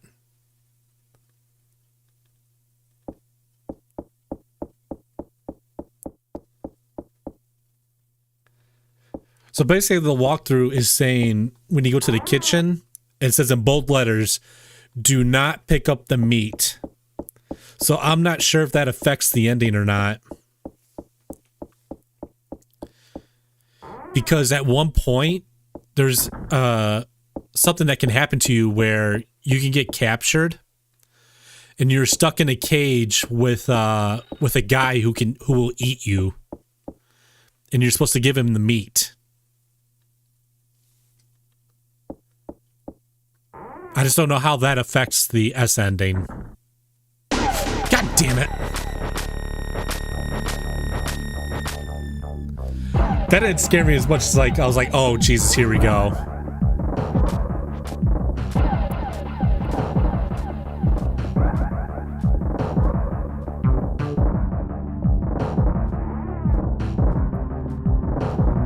Because eventually you do get used to him like appearing out of nowhere.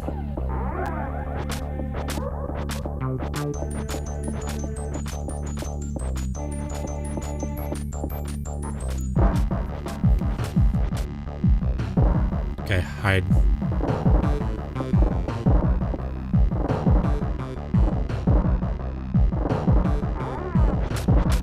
Now the thing is, I think you will use this hiding place a couple of times before he can actually walk up and stab through the bed.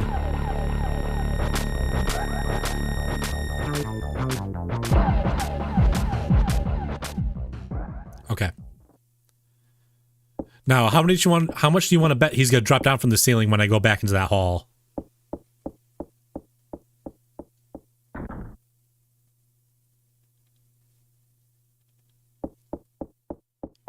We'll find out in a second. Before I do that, let me heal up. Alright, cross my fingers he doesn't drop down from the ceiling. God damn it!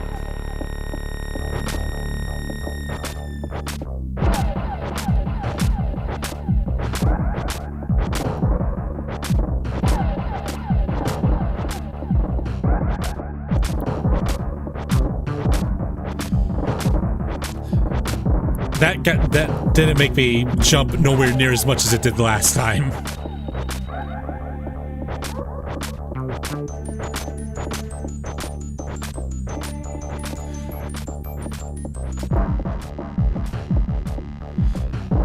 But if you actually think about it, when he walked away, he could have just went upstairs and waited for me to come back out through the room.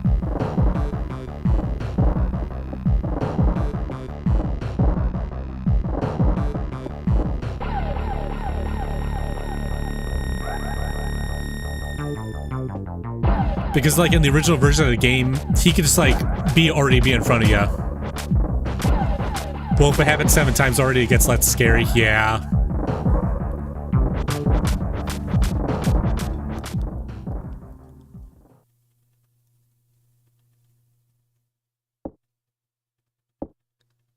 All right, hopefully he's done for a bit. I'll get out of the room, Jennifer.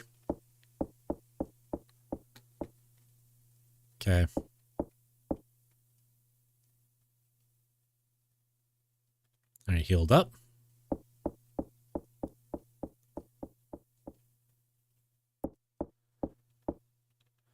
Now, just got to cross my fingers that he doesn't drop down from the ceiling again.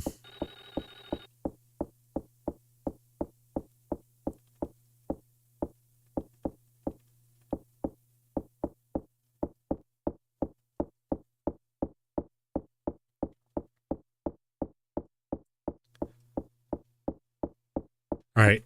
Is he going to drop down right here? No, we're good.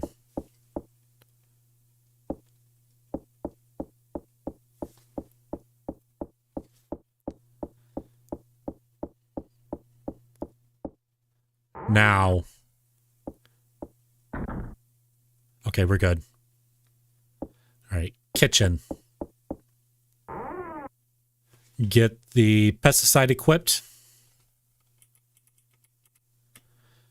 On the freezer.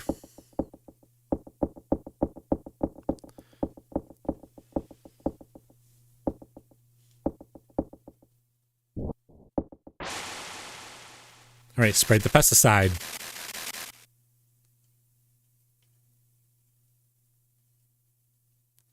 And the funny thing is, I think those bugs can kill you. Gold key in your pocket. Okay. I believe that is for the room upstairs. Let me go ahead and save that.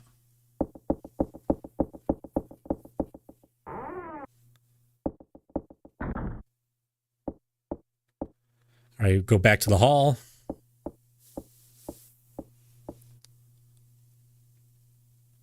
Rest a second. All right. So we have to go upstairs and go to the room that's next to the room with the dresser.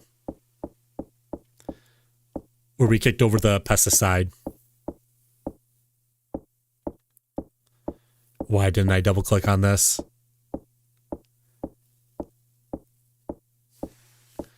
Oh, she walks so slowly.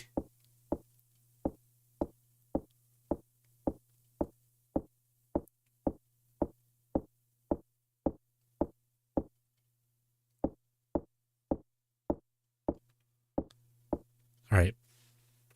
Let me consult this real quick. Got the meat, or not, didn't get the meat.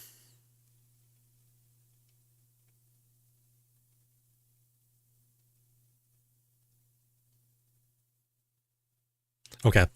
I'm going the right way.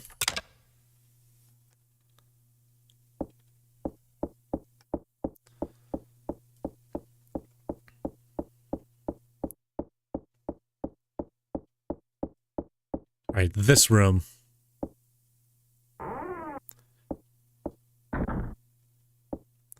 Oh, no. No, no, no, no, no. You're safe now, Jennifer. What's wrong? You can come to me. Nope. Bye.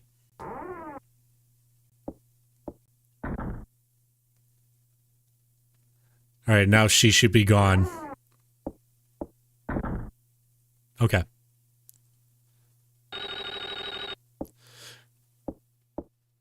So that's when you confirm that Mary is a fucking psychopath?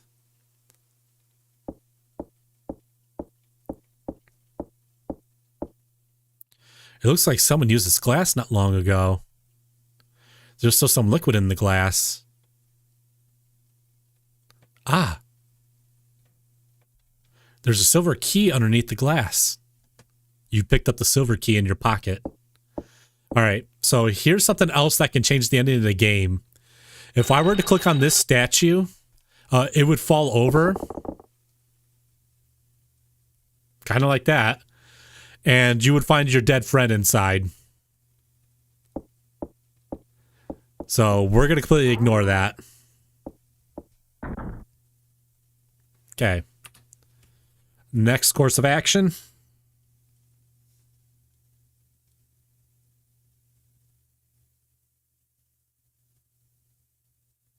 Okay. So we go down here and we go to the locked door that's right underneath this one. And if I do this right, we should have the game finished within 20 or 30 minutes.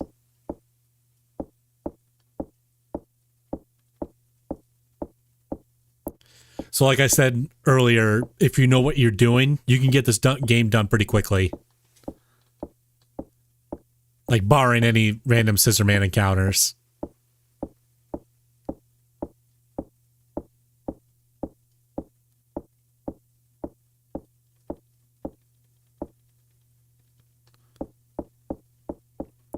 I'm going to be real pissed if I unlock this door and this dude is inside this room.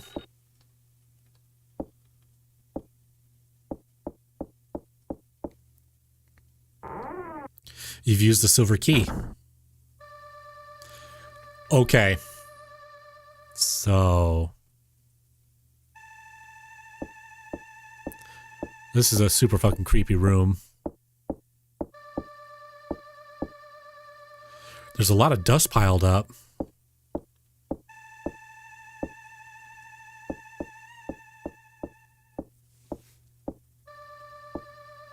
There are cheap-looking books about magic on the shelf.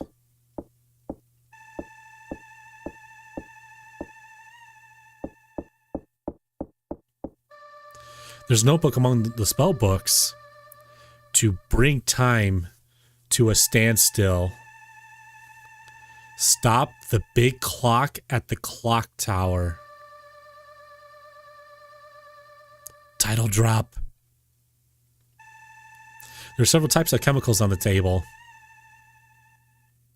It's just a regular chair.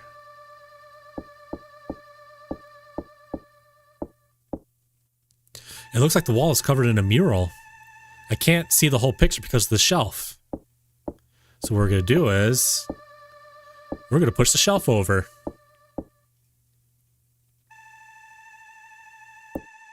I think I have to come in from this side.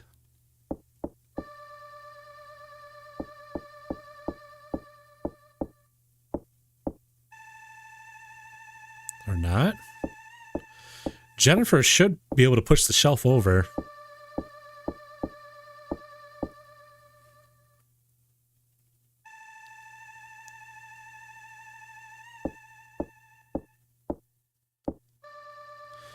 Oh, okay. Hover over the bookshelf on the left. If you can select it, you need the staff. If you cannot select it, you need the demon idol. Okay. Okay.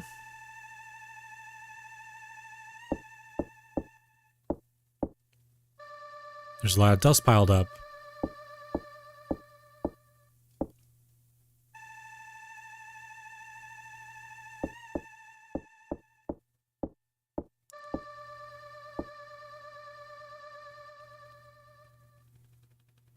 Here we go. Okay. Or not? She's going to say that the dust is piled up.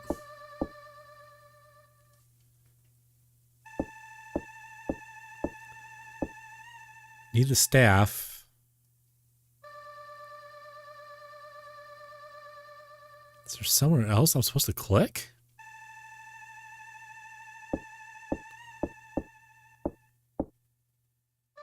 Covered in a mural. I can't see the whole picture because of the shelf.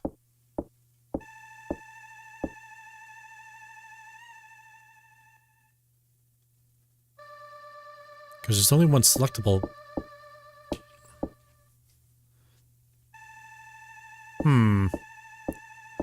I wonder if it's because I'm on low health.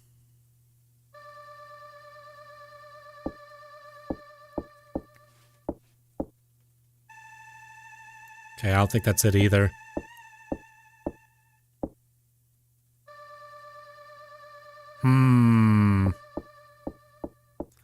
I'm starting to remember, I think I had this problem with my last playthrough too.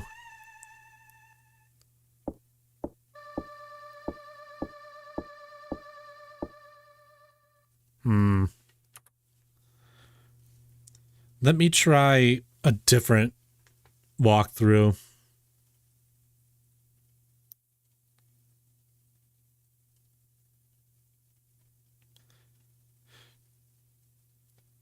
I'm going to try looking up a YouTube video instead of a text walkthrough.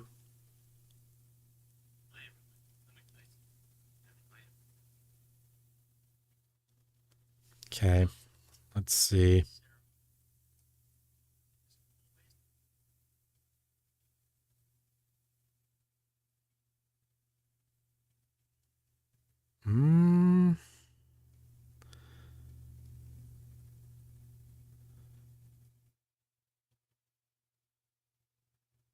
Okay, this dude is doing things completely different from me. He already got the demon idol. Though, of course, the problem is this also includes stuff from the PlayStation version, so things might be a little bit differently.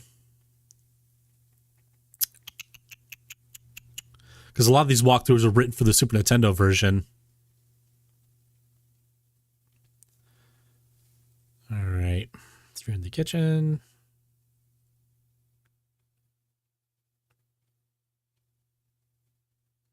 Okay.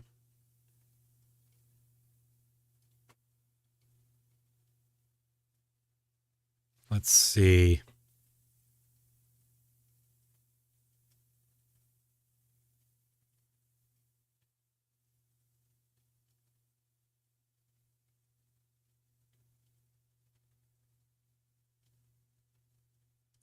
Okay. I think I have to come back here. Stay away from the meat, Jennifer. Just stay vegan. Okay. Now I gotta remember where that room was. It is a room with cages. And the thing is, it's one of the random rooms. So it changes locations from playthrough to playthrough. And I get the feeling we're going to meet Scissorman here in a second. Yep. Knew it.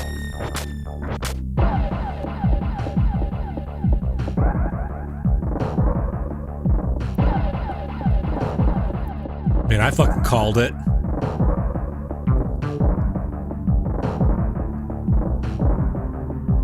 Damn, what's this dude doing?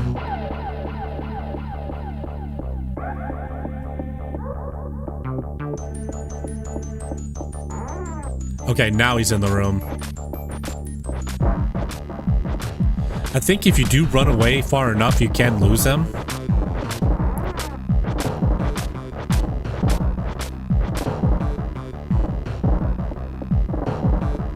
Ow.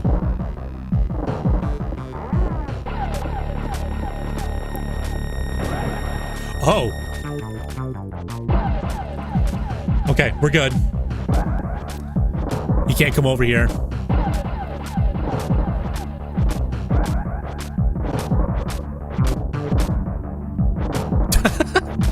It's like, fuck. So now that hallway is useless to us. Now, here's the thing. I gotta find this room with cages in it. This isn't it. It's a similar room like this.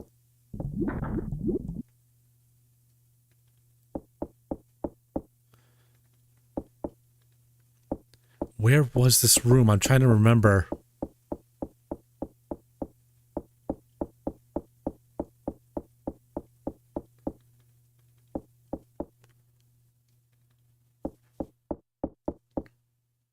So much for that 20 or 30 minute estimate, right? Okay, we don't want to go in here.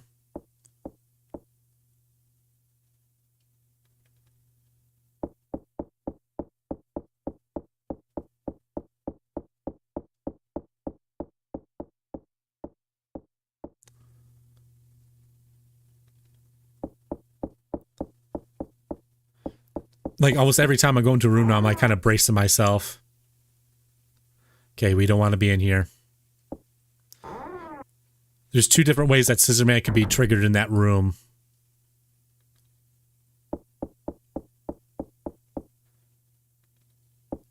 This might be the room. Okay, it's not. It's locked.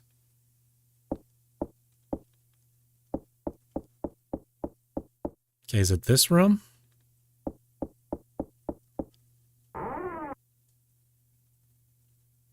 Okay, this is the room we needed.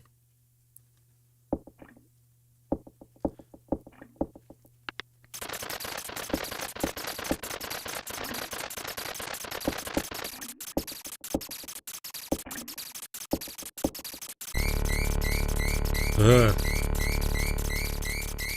It's a dead crow.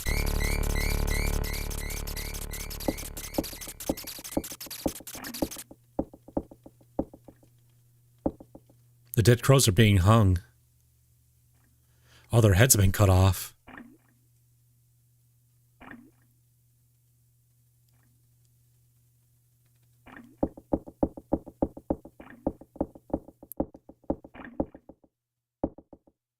Some rats are running around.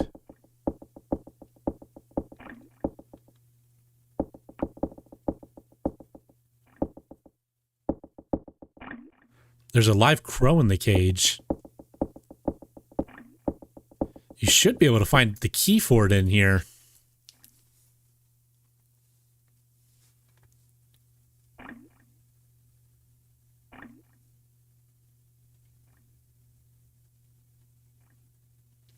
Examine the table.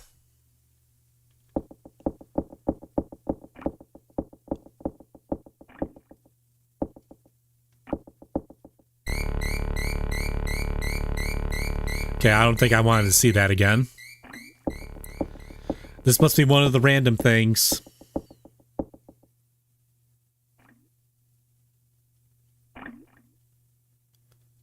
Yeah, all it's giving me is the option to look at the crow. All right, we're kind of starting to enter uncharted territory.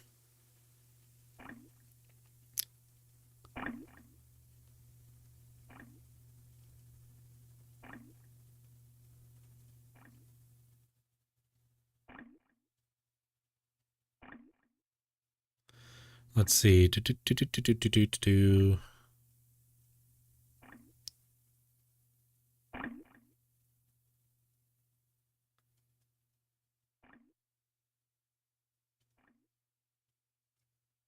Hmm.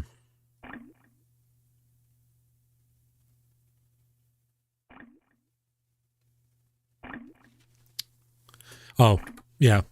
Probably should pause it.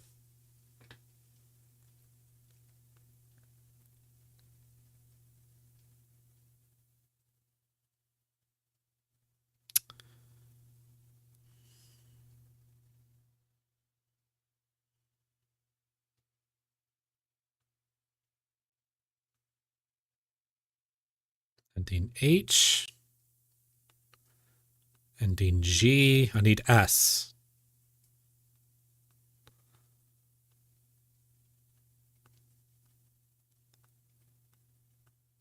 Hmm. Where do I go?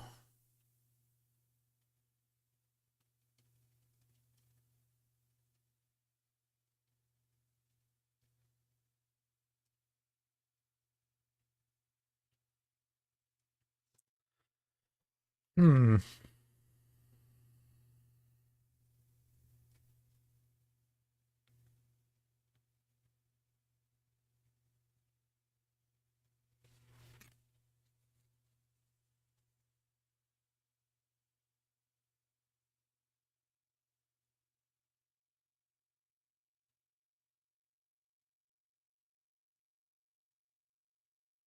Hmm.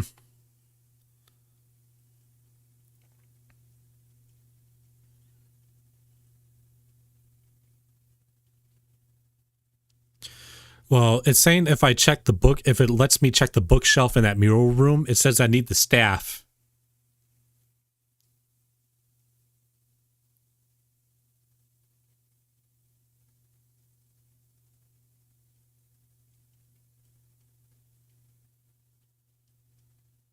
Hmm.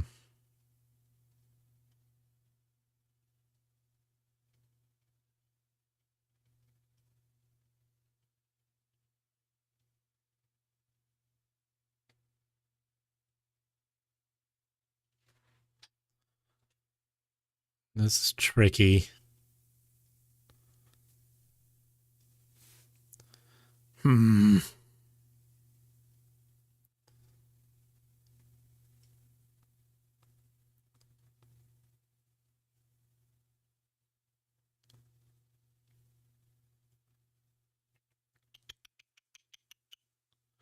If you're wondering what I'm doing, I'm trying to find out where to go.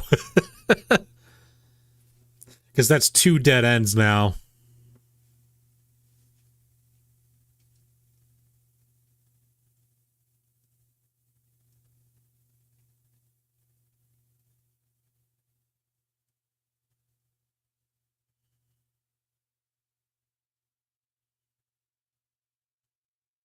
Oh, I should have it.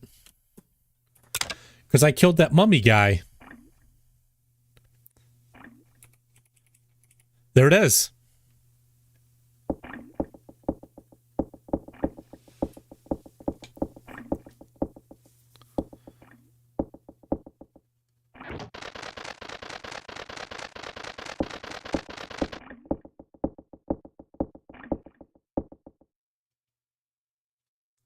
I will escape here too. Motion comics CB unlocked in extras. Okay. So we need that for the best ending. Is he gonna be right here? No. Okay.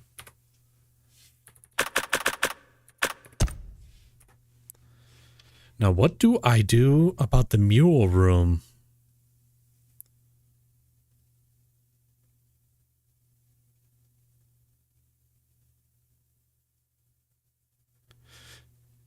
Okay, it says if I need the staff, I have to go to the music room.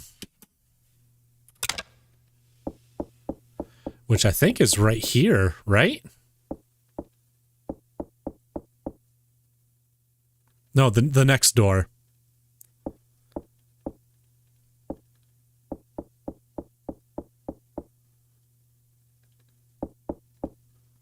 Or you know what? Let me rest a second. Because Scissorman can be in here. If this is the right door. Okay. So one of two things can happen here. I can open this curtain, and I think there might be a vase in here with the staff in it. Or Scissorman is behind here.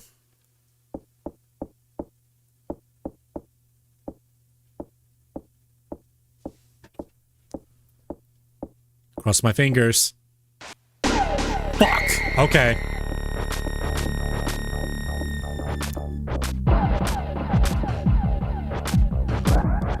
Come on, Jennifer, get out of there. Get out of there!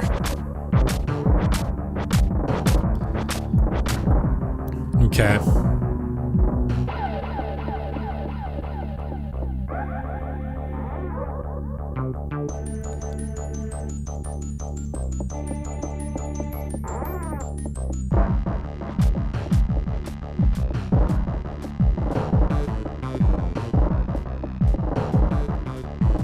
I can't remember where this leads. Ow.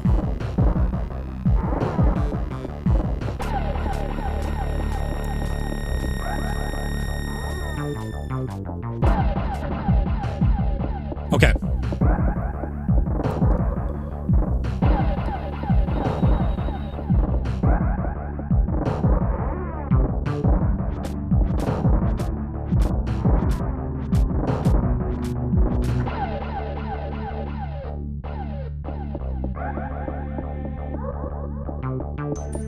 I can try the locked door again.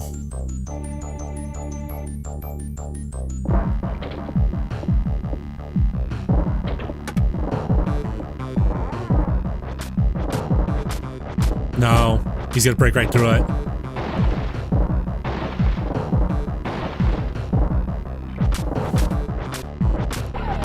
I don't know if I have enough health for this. Nope.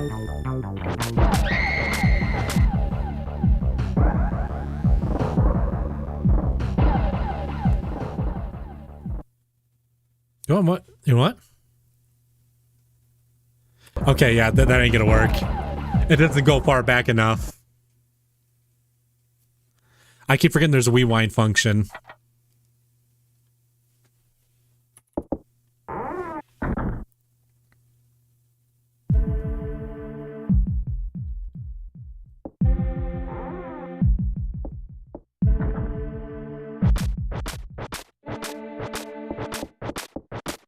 So I'm not even gonna bother with the bathroom anymore.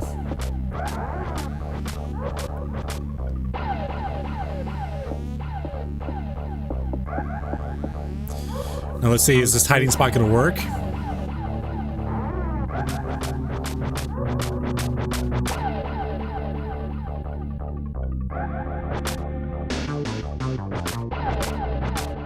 Okay. All right, we're good.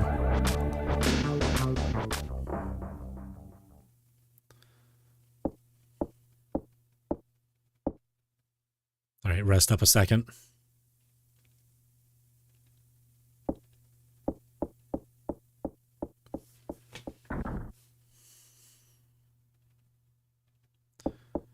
Now we got to get back to where we were.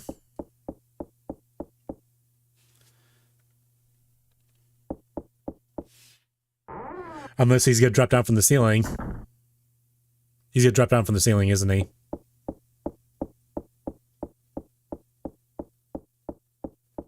No. Okay, we're good.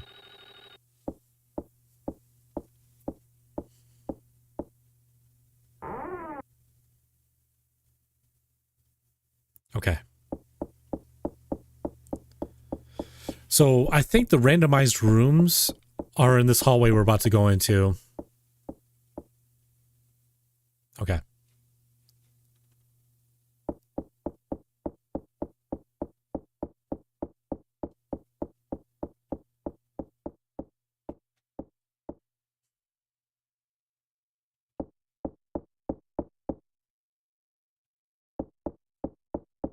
So was this the cage room?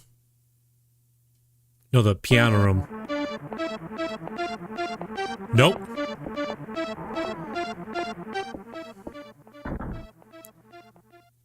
All right. Let me go and rest a second to heal up.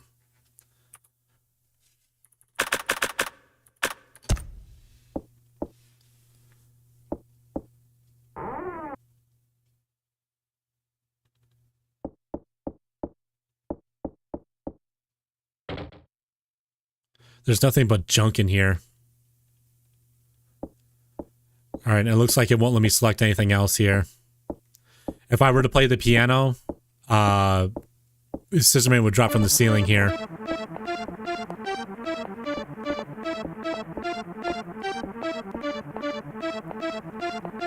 All right.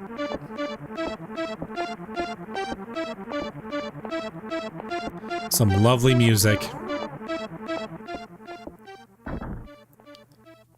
Okay.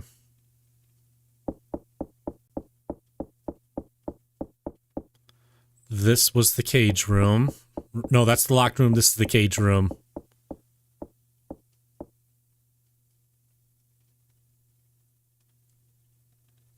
This is the rock room.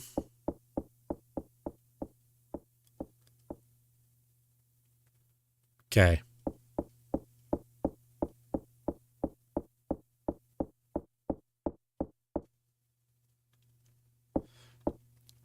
So I wonder if that's the staff upstairs with the statue. If it'll let me select it now.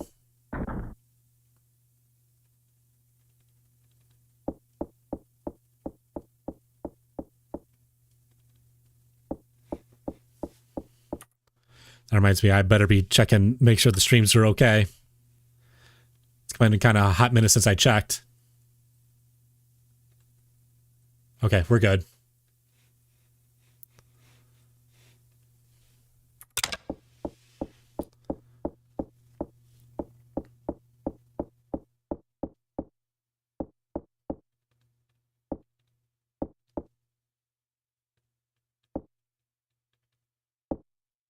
There's a row of similar statues. Okay, and it gonna let me do it.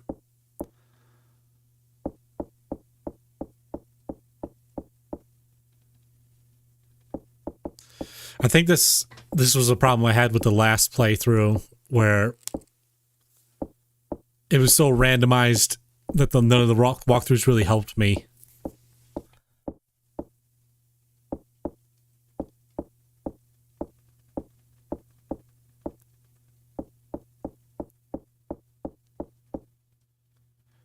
All right, I want to say this was just the bedroom with the hiding spot in it.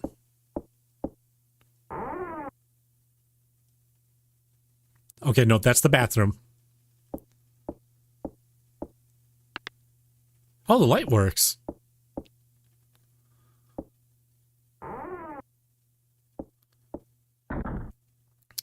Okay. So that's the bathroom.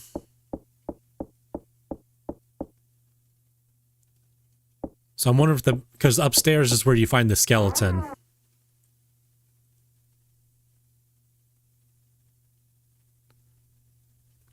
That's right, you needed something to reach over here. I wonder.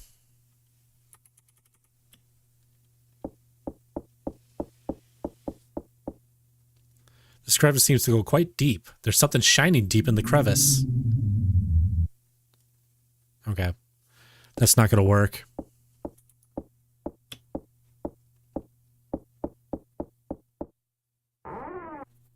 Okay, so that's the library.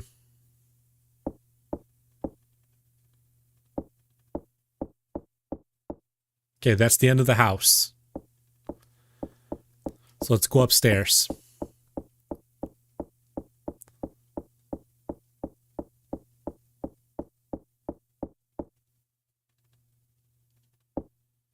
No, don't walk slow.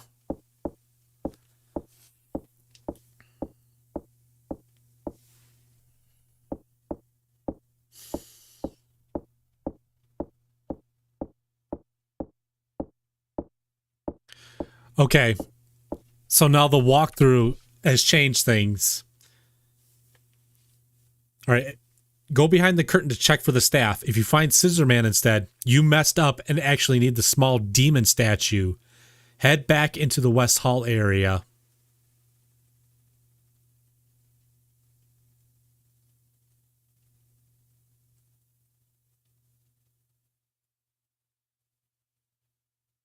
West Hall right. Okay. So I thought I saw something about that in the library now that I'm thinking about it. There was a note.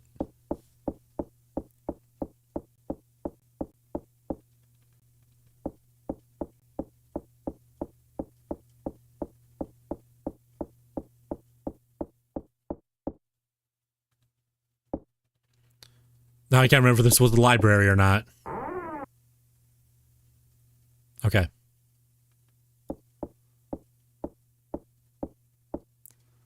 The shelf is filled with various specialized books.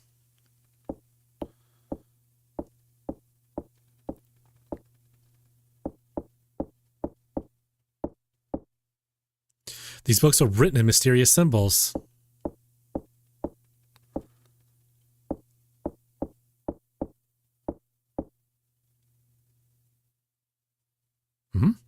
There we go, paper. We must keep the demonic statue in a safe place. A tree within a forest, a person in a crowd, and a statue among statues.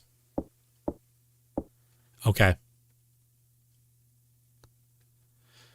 So it is hidden among one of the statues.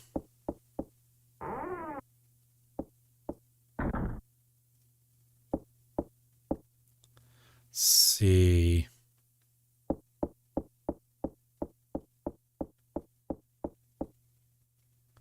Nothing. Nothing.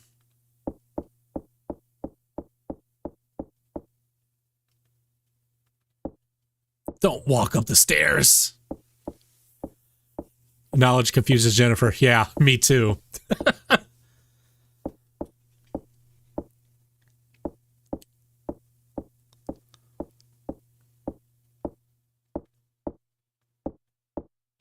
Okay. So it's, don't think it's this one. This is row of similar statues. Aha.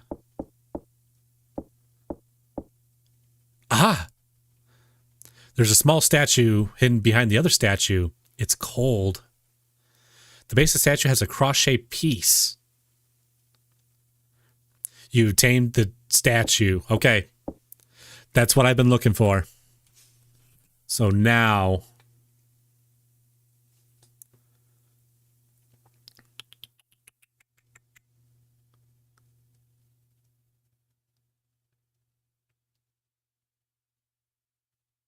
West Hall area. Enter the door from the right, which is the baby room. Okay, so we got to go to the room where the toy, where the clown doll and stuff was. Which should be in this hallway we're about to go into. Which hopefully Scissor Man isn't in. Okay.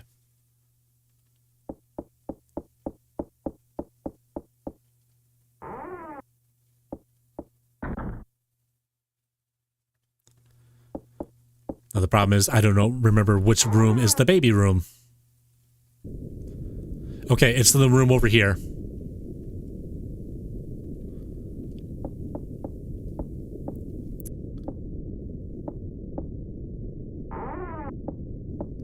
Yeah, so much for that 20 or 30 minute estimate, huh?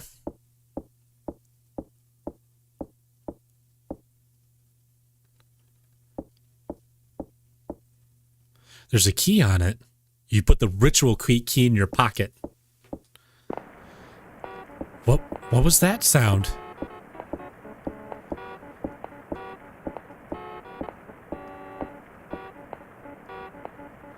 Oh God.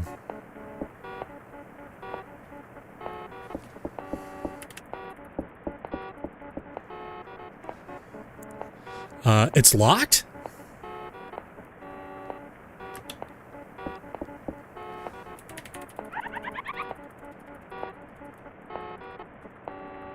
Whew, okay, we're good. Yeah, I don't like dolls either.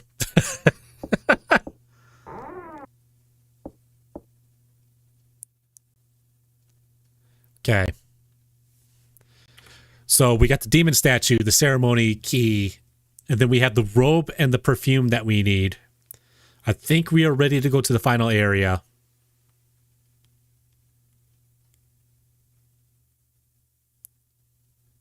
West Hall right.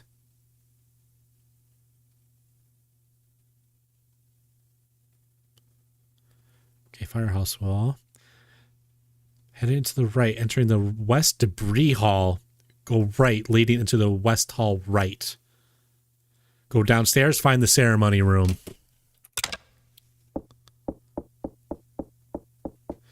So we are almost near the end of the game.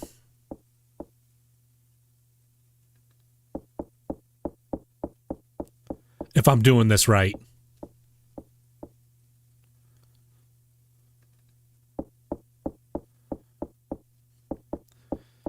So basically you have to not trigger a bunch of stuff and you have to get the right items to trigger the best ending. Okay. That statue scared the shit out of me. I thought that was something else. Don't be here, dude. Okay. That was probably a stupid idea. Nope. Okay, we're good. Okay, we're good.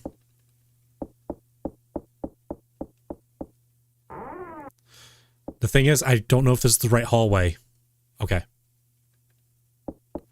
Now we need to find the ceremony room. This isn't it. So it's probably the next door that's locked. And we'll unlock it with the ceremony key. Or I'm sorry, they call it the ritual key in this version. I think this is it.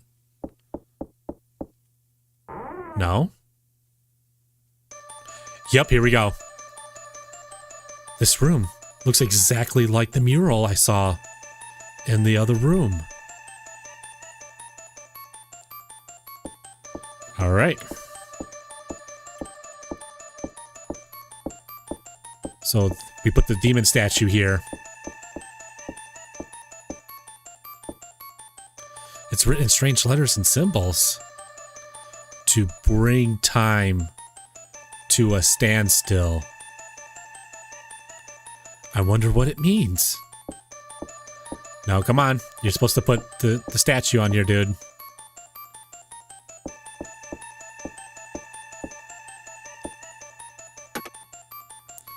The cross-section fit each other.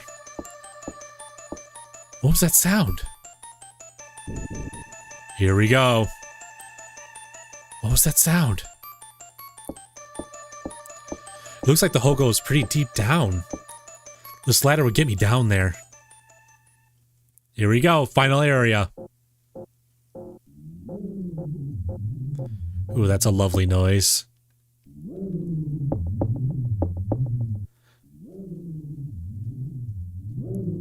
So that's Miss Mary. If you notice, there's a guard dog here. Let's go and heal up. And that's where the robe and the perfume come into play. So what we need to do... Nope.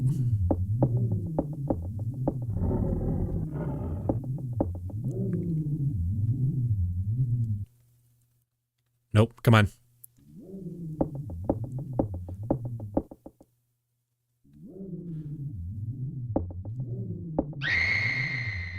Damn it!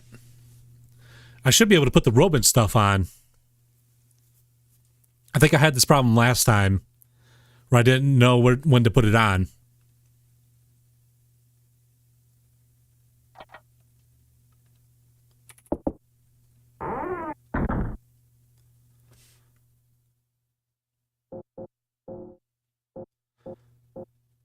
It's very generous that they actually, when you hit the continue, like you start off right where you die. Okay. So I'm wondering if I'm supposed to do the perfume first and then the robe.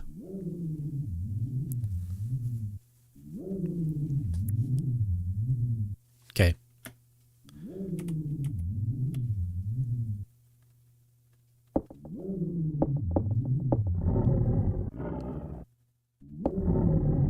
It sounds like a dog growling.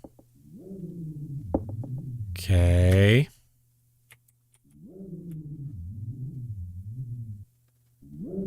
Fuck, it won't let me put it on.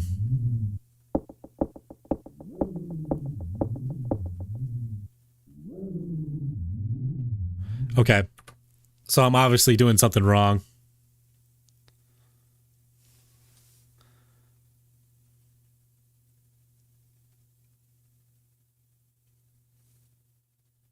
Okay. It says use perfume and robe on Jennifer.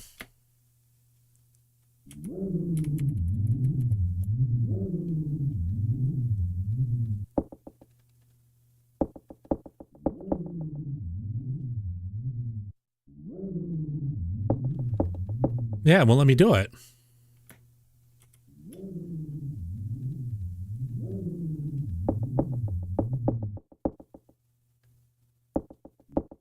Because if I get too close, the dog's gonna kill me. What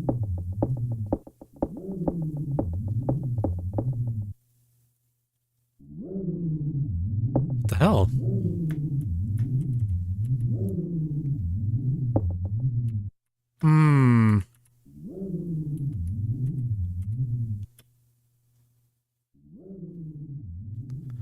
Why won't it let me use it? Great. Okay. I'm going to... Perfume fuse. Yeah, I tried the perfume first. I tried both of them first. Let me see.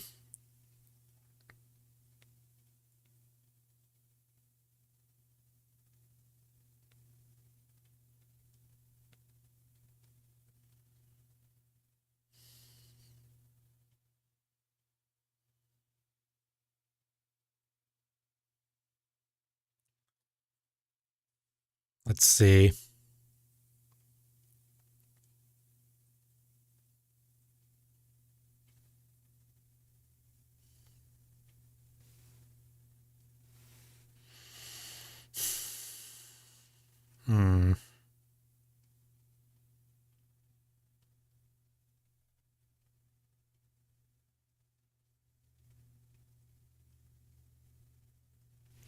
As you run in front of the dog, Jennifer will gasp and back away from it. You click on the robe on the bottom of the screen, click on Jennifer. She'll put the robe on, put the perfume on. Okay. No, you can't combine items.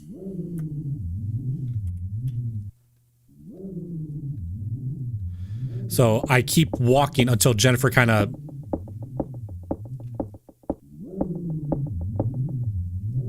There we go.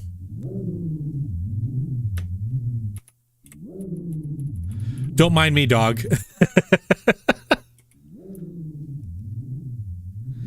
Very familiar with the scent. It smells like the perfume Mary wears.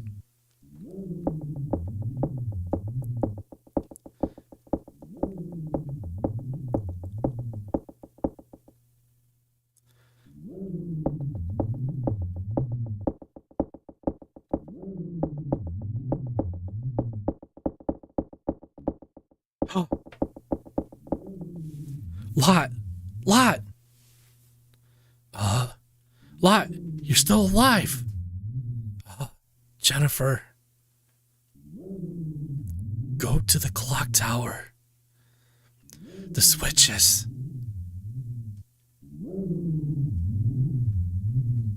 Lot? Please, don't leave me alone. Yeah, so now she's dead. So you always find Lot in this spot.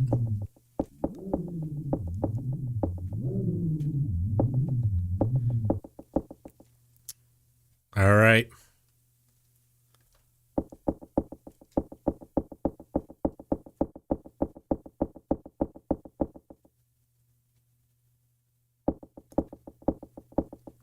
There's literally like only 5 minutes left of this game now.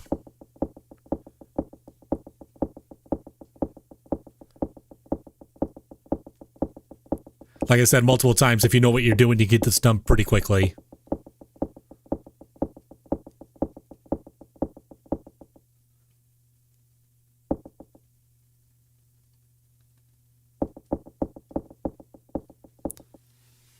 All right. The cradle under the star.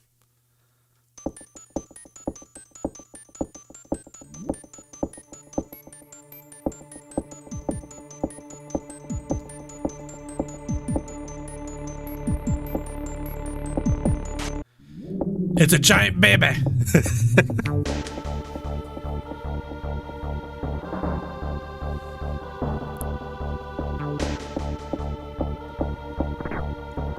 Get up, Jennifer.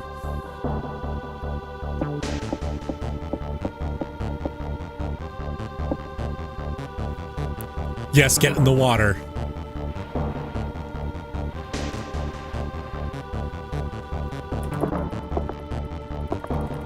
Mash the panic button.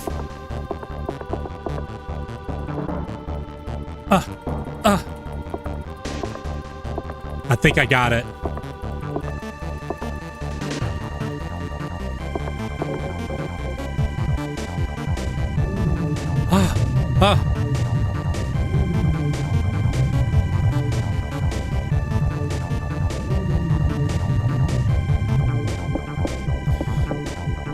So this is something that's going to be added that wasn't in the original game. This moment right here.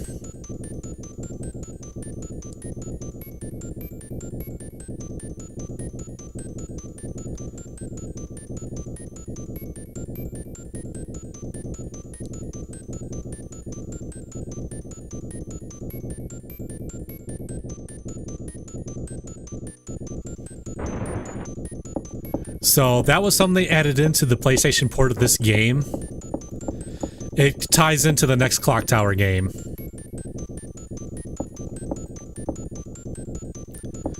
Basically, that was the other twin. Because your Scissorman is one of the twins, and that giant baby was the other twin. And what we saw was the actual like twin, the baby twin shedding its like outer shell.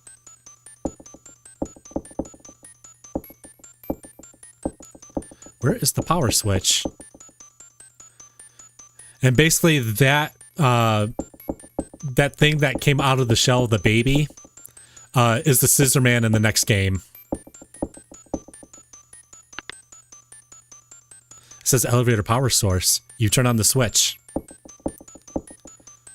Now here's the thing. Hopefully I did everything correct. Because this is actually where your playthrough can end. If it's not done right. You can actually die in the elevator and the game's done. So I'm crossing my fingers I did everything right.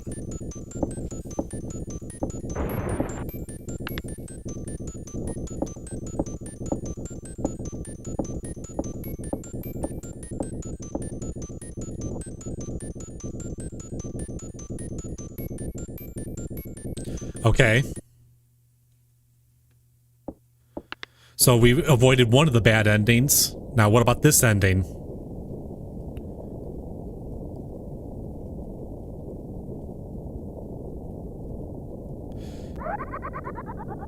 Oh, shit. Okay, we're good.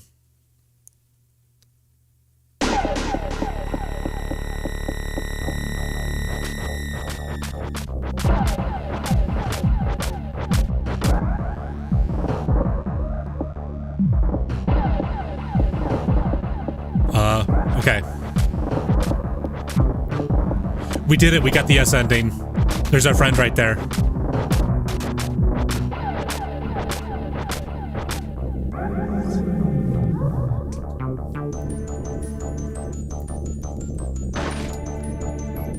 Bye, Scissor Man.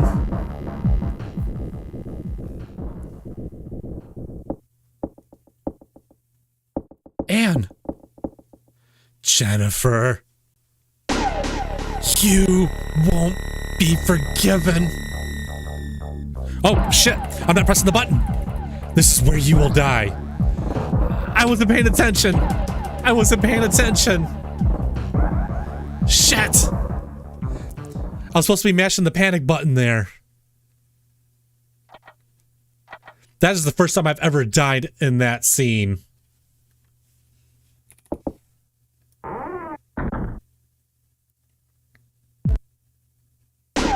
Okay. Okay, I gotta remember, I gotta mash the button.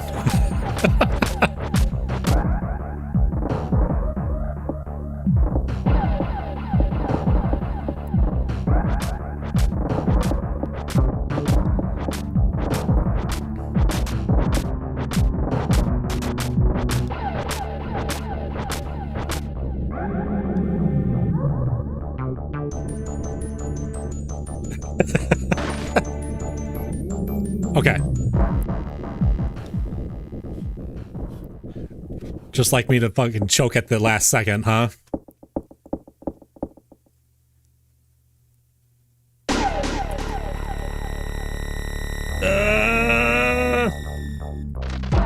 Got it.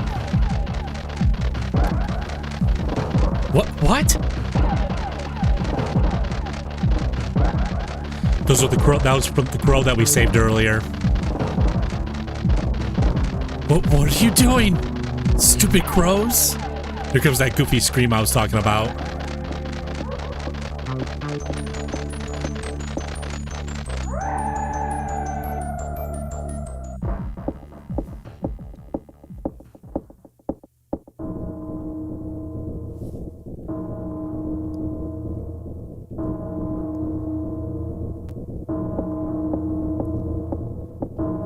So yeah, Scissorman and Miss Mary are dead. But unbeknownst to Jennifer, the other demon child is still alive.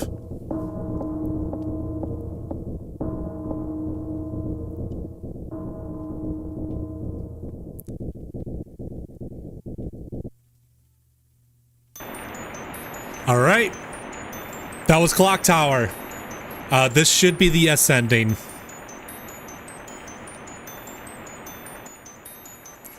We managed to save one of our friends, unlike last time. Last time I played this, only Jennifer survived. Which is funny because the ending where only Jennifer survives is actually the canon ending to the PlayStation sequel.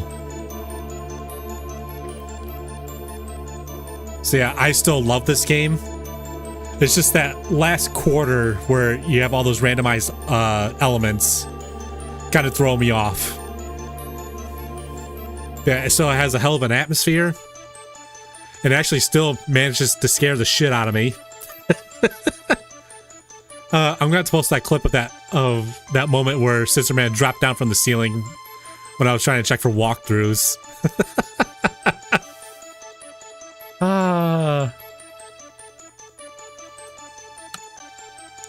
Oh, yeah, that's right. I gotta remember to do this. You win. Huh.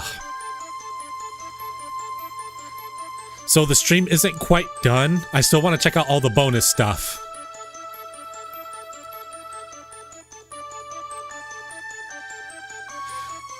And there is still another credit sequence. I don't know if it'll play after this, though.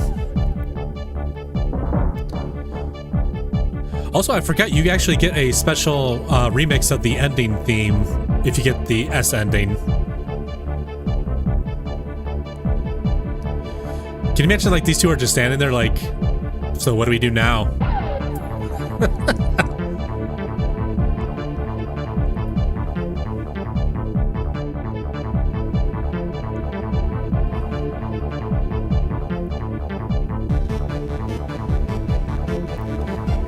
Yeah, I'm gonna have to make an edited clip of when Scissor Man scared the shit out of me.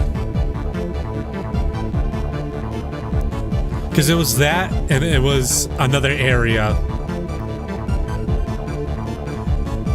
I'll have to go through the VOD and see where that was.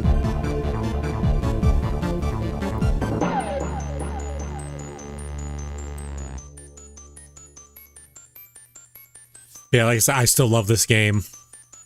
Even with all its flaws.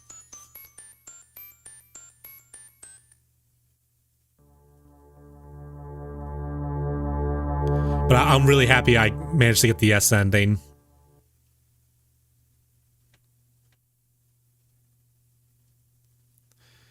Part of me kind of wants to go through it again and show like all the alternate stuff, but I don't have enough time. So all our friends are dead and we're still orphans. Want to get a smoothie? Yeah, basically they're just kind of standing there. S rank. So we got the best ending.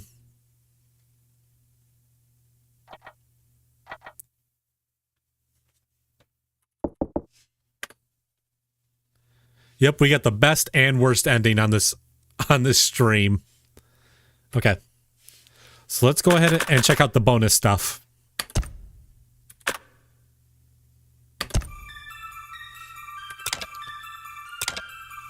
All right. So I believe this is the credits for the port.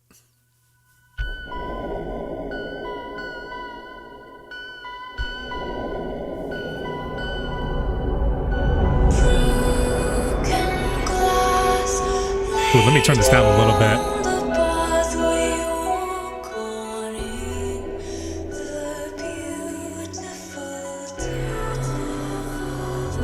Huh.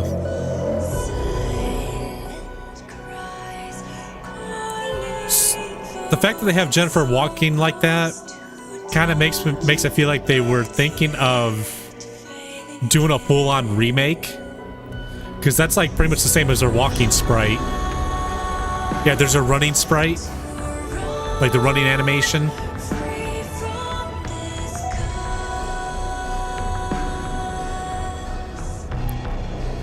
And from what I remember reading, this singer has also done songs for Silent Hill. So that's actually really cool.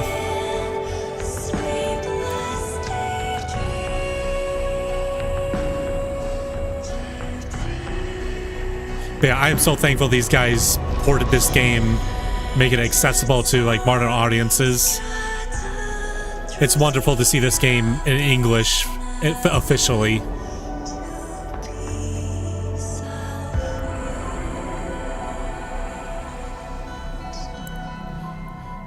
Hey, so if we're going to be bringing over Clock Tower games, how about we bring over the other ones too? And maybe do some enhancements.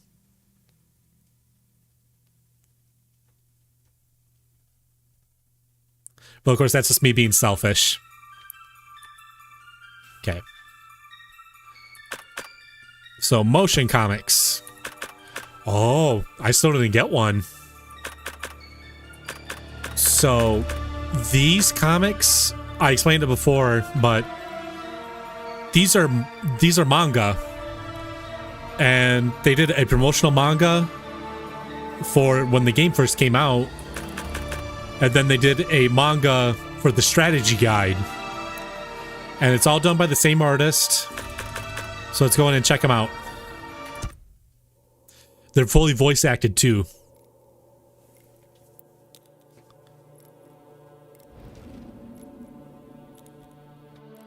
When I was 5 years old, my father went missing. And soon after that, my mother passed away. Let me see if I can turn this up a little bit. The place where I live now. The mansion known as Clock Tower. We're so lucky to live in a mansion like this. I'm not so sure about it. I think it's really creepy. But it's still better than being in an orphanage, right, Jennifer?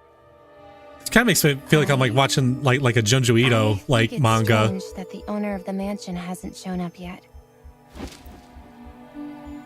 And we still don't know why we were all adopted. Because Mr. Barrows loves helping children. And you will get to meet him very soon. And I'm sure this has better animation girls. than Uzumaki's Time to go to bed like and get some last sleep. 3 episodes.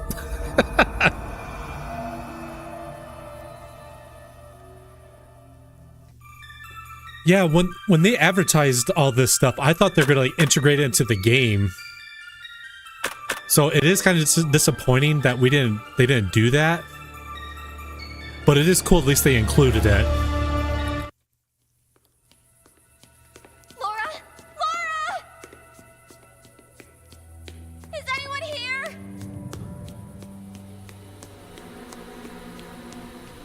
So this is one of the alternate deaths that we passed by.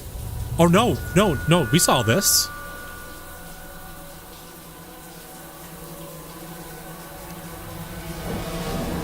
Yeah, we saw this on our S-Rank playthrough.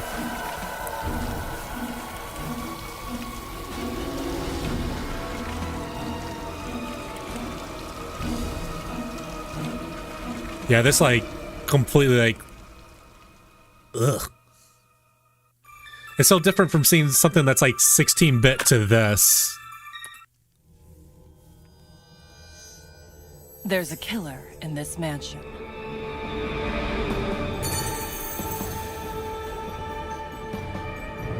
Yeah, this stuff is really cool. Somebody help! But yeah, as you can see, like, it was a promotional manga, so it's really short. I still haven't unlocked whatever that one is. There once was a remote mansion in the mountainous region of Northern Europe. The owner of the mansion was named Mr. Barrows. Oh, by the way, this There takes was place a in large Europe. clock tower there. And people in the area used the sound of its bell as a signal for when to let their animals out to graze. It's not known who started it or when, but the people called the mansion by the name Clock Tower. Then one day, the bell of the clock tower stopped ringing, and it was as though the town lost the concept of time. The year is 1995. There is a 29 young girl years to get it in born English. more beautiful than any other. Her name is Jennifer. When she was 5 years old, her father disappeared and her mother passed away soon after, so she was sent to Granite Orphanage. Then one day, news arrived that Jennifer and 3 of her friends at the orphanage would be adopted. So Jennifer and her friends headed to the mansion with their teacher Miss Mary, who guided the girls to their new home. But what Jennifer doesn't yet know is the true mystery of the mansion called Clock Tower.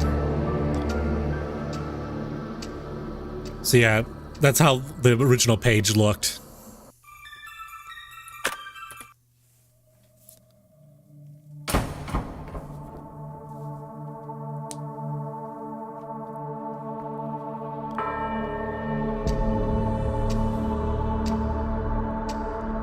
So the first sphere is the PlayStation port of this.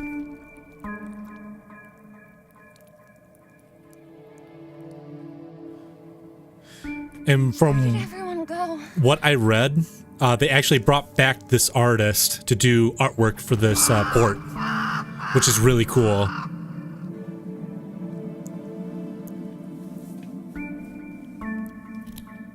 There. Oh, you're scared, aren't you?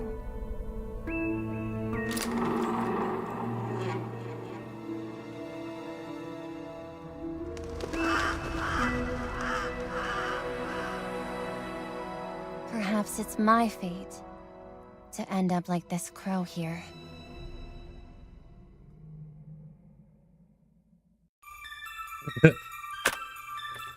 That'd be good. Such a good start for a trailer. Yeah. Oh, damn, Jennifer, you scared the shit out of me.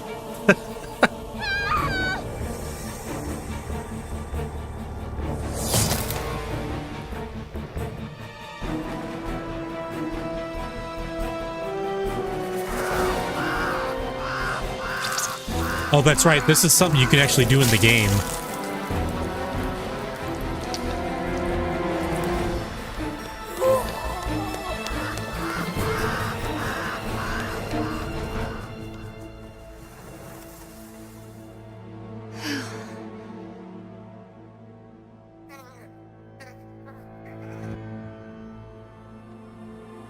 So yeah, the crow's looking out for ya. Was that your way of thanking me for letting you out of that cage? Thank you.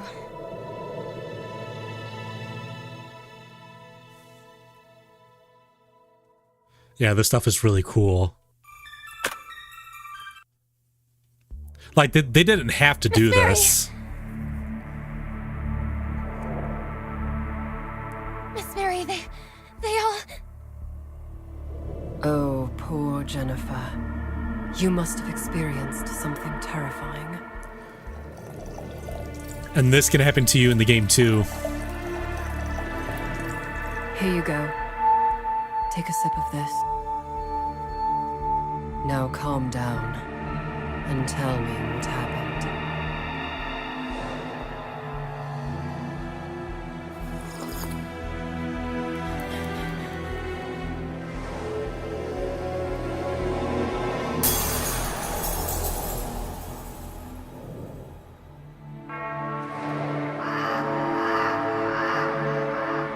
Jennifer's fate is in your hands now.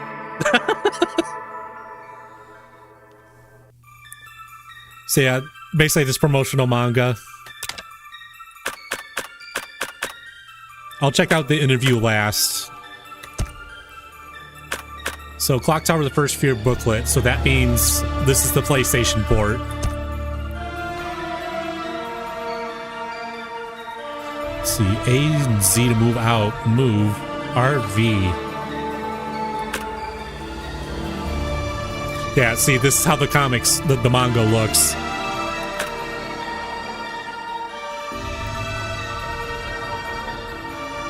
Oh, that's the one I didn't get. This is what I was talking about. You see your friend get thrown out the window.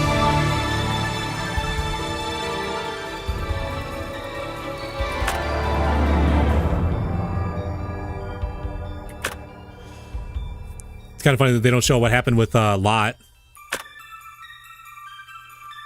Okay, so this is what the characters look like, the actual character designs. And you can really blame me. Lot doesn't look like a girl.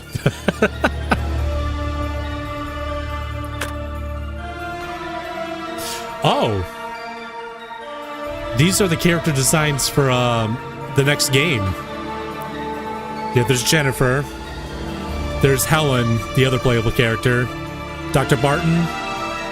I forgot his name. Okay, so they're basically advertising Clock Tower 2. Yeah. Then they're advertising the PlayStation 1 port of the first Clock Tower. Conquest book, the adventure book. And there is a drama CD. It's fully voice acted. You can actually find that on YouTube. And there it is, right there in the corner. Phenomena. One of the movies that were heavily inspired the games.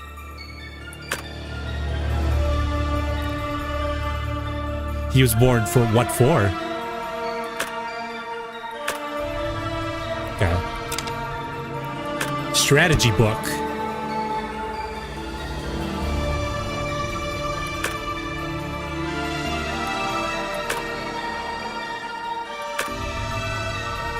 More of the manga.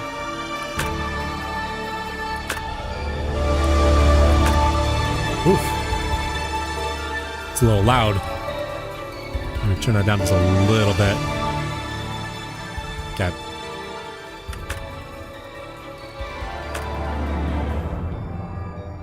Oh, they don't show like the actual like strategy portion of it. It's just the manga. Okay. And then the Super Famicom box art. Yep. God, when I got my cartridge, I got it at Anime Central 2007. It was at a vendor booth, and I was like, "Do you guys have Clock Tower?" He said, "Yes." He says, "I believe I have the book and manual, the box and manual with it." And he comes up, he's like, "All I have is the cartridge. You missed the box and manual by 5 minutes." It's like, fuck, I almost had it.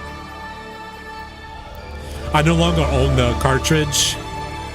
I ended up selling it off.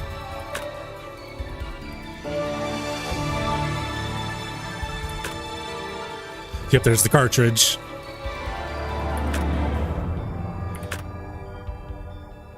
Okay, that's the box. The manual. It's all in Japanese, so can't read it. It's kind of a small manual. I think there's only like a few pages. There's the layout of the mansion. So you have that big ass courtyard in the middle with the swimming pool and the shed.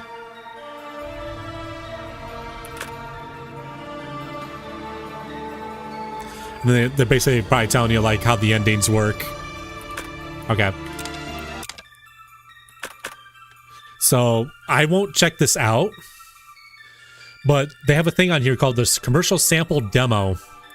And it was something that fans found. It is a demo cartridge they would send to publications for them to preview the game. And fans got a hold of it. And they're like, hey, we'll include it just for completion's sake. I think you check out like a couple different scenarios. But it's really cool that they included it. So let's go and wrap the things up and we'll watch the Hifumo Kono interview. Oh. Wow. Okay. I don't know if I'll be able to watch all these. We'll watch a couple. はい、まず自己紹介からお願いします。はい、ゲームクリエイターの河野一二です。本日はよろしくお願いします。よろしくお願いいたします。はい。では早速なんですけれども、ちょっと質問に入っていきたいと思うんですけれども、まずクロックタワーというゲームのコンセプトはどのようにして生まれたんですか？どのように思いついたんでしょう？まあ私大学を卒業してヒューマンっていう会社に入ったんですけど、とにかく高校から大学にかけてYeah, I can kind of tell. 映画を見まくってまして、でホラーってなんだって考えた時に。Yeah, he seems like he's a big fan of Western horror.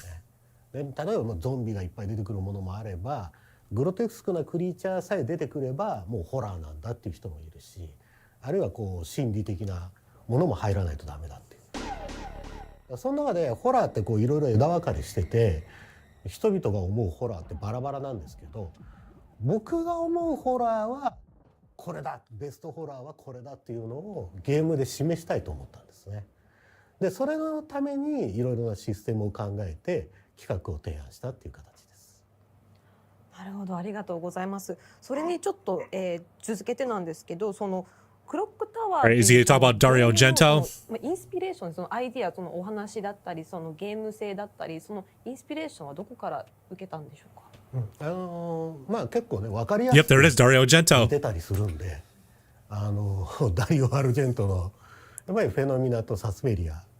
If you haven't seen Phenomena or Suspiria, I highly recommend them. They're fantastic horror movies, especially Suspiria. 僕が表現したいホラーの理想的なホラーのスタイルに一番フィットしているのがダリオ・アルジェント作品だったっていう。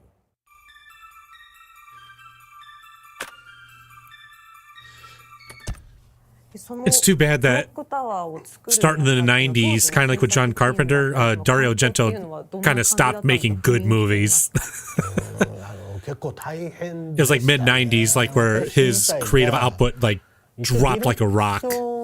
その前にヒューマングランプリっていうレースゲームの2からディレクションしてたんですけど、まあやっぱりそれはもともと1があって、その続編をやっただけなんで、まあディレクションとしてはイージーな。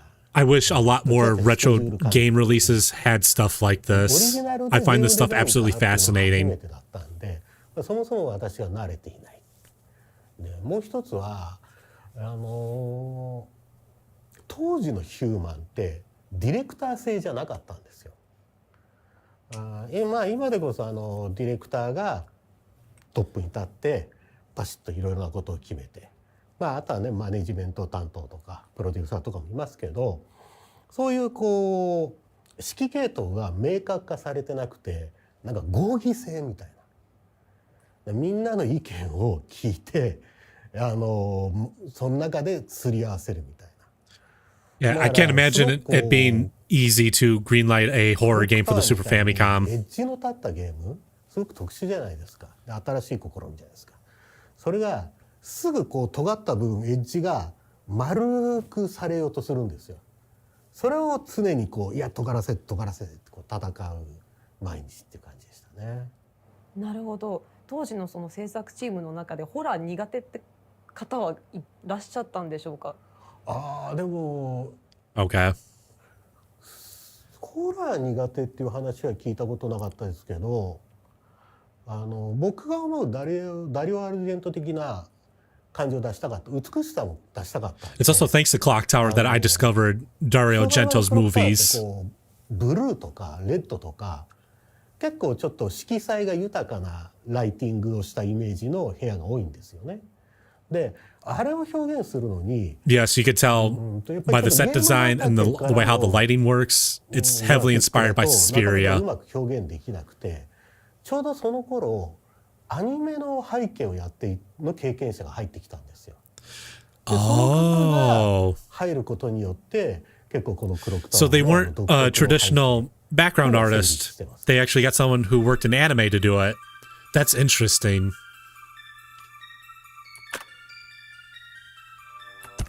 なるほど。そうなんですよ。お聞きしたかったのが、今のホラーゲームっていうのはやはりちょっとこうリアル寄りに持っていくことによって没入感とかを出そうとしていると思うんですけれども、当時やっぱり16ビットの世界でそのクロックタワーの恐怖感をそこに残すっていうのを、この部分特に意識しましたっていうところありますか？そうなんだろうな、やっぱりアトモスフィアを Yeah, I was about to say the atmosphere. っていうのがあって、ゲームってやっぱり映像作品と違ってタイムコントロールができないじゃないですか。でもやっぱりアトモスフィアを作っていくってこうさりげない予兆、ガタッと音がするとか窓からバッと突風が吹くとか、そういうさりげないところから入ってドンみたいな盛り上げていくっていう、ボルテージを上げていくって。でそのタイムコントロールをどうやってやるかっていうのに関してはかなり苦労しましたね。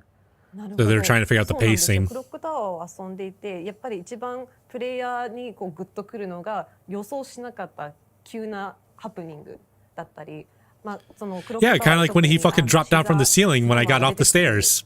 その瞬間がもう全くここで出てくるのっていうところがすごく多くて、それに結構プレイヤーが驚かされて、そこから恐怖を得てると思うんですけど、そのイベントというのはどのように、そのアイディア自体はチームの皆さんでここでこうした方が面白いっていうのを話し合ったりして生まれたんでしょうか？基本的に私クロックタワーから始まって、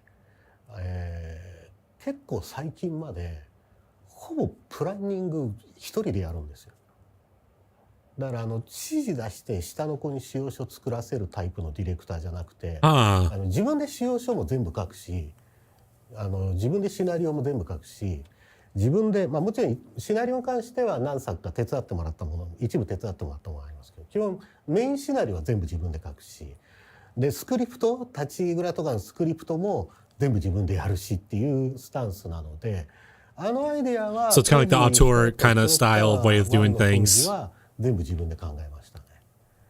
でやっぱりそのチームが大変だったろうなと思うのは、あれ普通のゲームだったら1パターンずつ用意すればいいわけじゃないですか。ステージ1の出現パターンはこれ、ステージ2の出現パターンはこれって1パターンずつあればいいんですけど、そのランダム性とかをすごく重視してるんで、その余計なパターンを作んなきゃいけないんですよ。あれはかなり当時のゲームとしてはイレギュラーだったんで、それをこう全部作ってくれたドッターの人はすごいありがたいなと思いますけどね。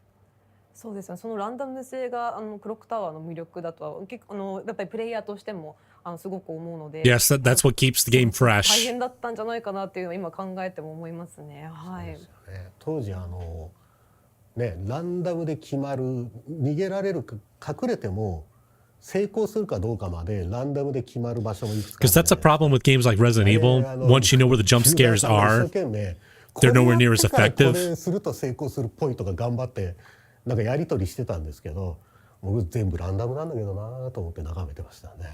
そうなんですね。当時やっぱり今と違ってインターネットが普及してなかったので、何かがわからないと検索してこういうふうに攻略するんだっていうのがない中、やっぱプレイヤー同士がそういう、情報を交換するじゃないですけど、そういうの見ててやっぱり面白いですよね。作り手からすると。当時のプレイヤーさんはね、あれランダムってした時ずっこけだと思いますけどね。All right, we'll watch a couple more, then I'm gonna have to get going.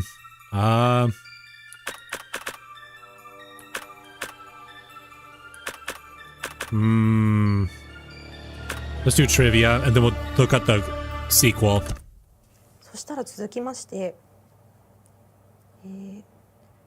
クロックタワーに関する、作り手しかわからないトリビアなどありますか？ちょっと豆知識じゃないですけど。で結構ね、いろいろ喋ってるんであれですけどね。Yes, he is actually very active on social media answering fan questions. これ結構ファンの方知ってる方もいるかもしれないですけど、one of the female employees at the time was modeled for 女性 Jennifer. 社員にモデルになってもらって、でそれを、ビデオカメラでモーションを撮影して、その実写映像からコマ抜き出してドットにして。So they did like Prince of Persia, it was like rotoscoped. これって実は当時発売はスーファミ There we go, he's talking about Twilight Syndrome. 後なんですけど、結構当時並行して動いてたトワイライトシンドロームっていう作品があって、あれがやってた技法なんですよ。で、これ効率化で面白いなと思って、じゃあちょっとうちもやらせてもらうわって言って。I'm definitely I'm gonna have to look up to see if Twilight Syndrome got a fan translation. で、彼女はそれ依頼して分かりましたよっつって言った時、当日まさにこの格好をしてきたんですよ。Huh. だからジェニファーのデザインってデザインがあって彼女がじゃなくて、彼女の格好がそのままこっちのデザインだったんですよ。で、So it was the reverse. The character design was based on what she was wearing. まんまです。動いて普通ファミ内のジェニファーの頭身とかスタイルとか、あとちょっとどんくさい感じとか。It just really feels like in the artwork and stuff that it's very Jennifer Connelly inspired. あと2になると、おまけで喋りますけど、2になると。Okay, so now he's talking about the PlayStation sequel. 実写取り込みからモーションキャプチャーの時代になって、その時は、ヒューマンも初めてのモーションキャプチャーの試みだったんで、あんまりノウハウが分からなくて、で小道具がいるんじゃないかっていうことで、でも誰に頼めばいいか分かんないんで、テレビ系の美術を作ってる会社さんに発注して、シザーマンのハサミとかまんま作ってもらったんですよ。あれがね、テレビ系のって高いんですよ。ハサミは。So I got the feeling that Clock Tower 2 was not でもcheap. ちゃんと開閉するようになってたんで、それはいいんですけど、もう一個棒で So basically they paid $1,400 for this prop, その黒いテープを this 巻いただけ giant の pair of scissors それがね for their motion 5万円だったん capture. ですよ。これ絶対ぼったくりだろう。 5万円ですか。はい。Oh, closer to ハサ$5,000. ミとか角材ってどこにあるかとかご存知だったりするんでしょう。いやもう失われた。 15万ですもんね、ハサミが。 Wait, the scissors were 150,000 yen? ヒューマンがまだ残ってたらどっか倉庫にあったかもしれないですけど、 Yeah, they probably got rid of all that stuff when Human disbanded. 残ってたらね、なんかファングッズとしてはファングッズとしてそうですよね。プレミアがもうそプレミアついてますれこそ15万円以上はもうそうですね、今なら。 All right.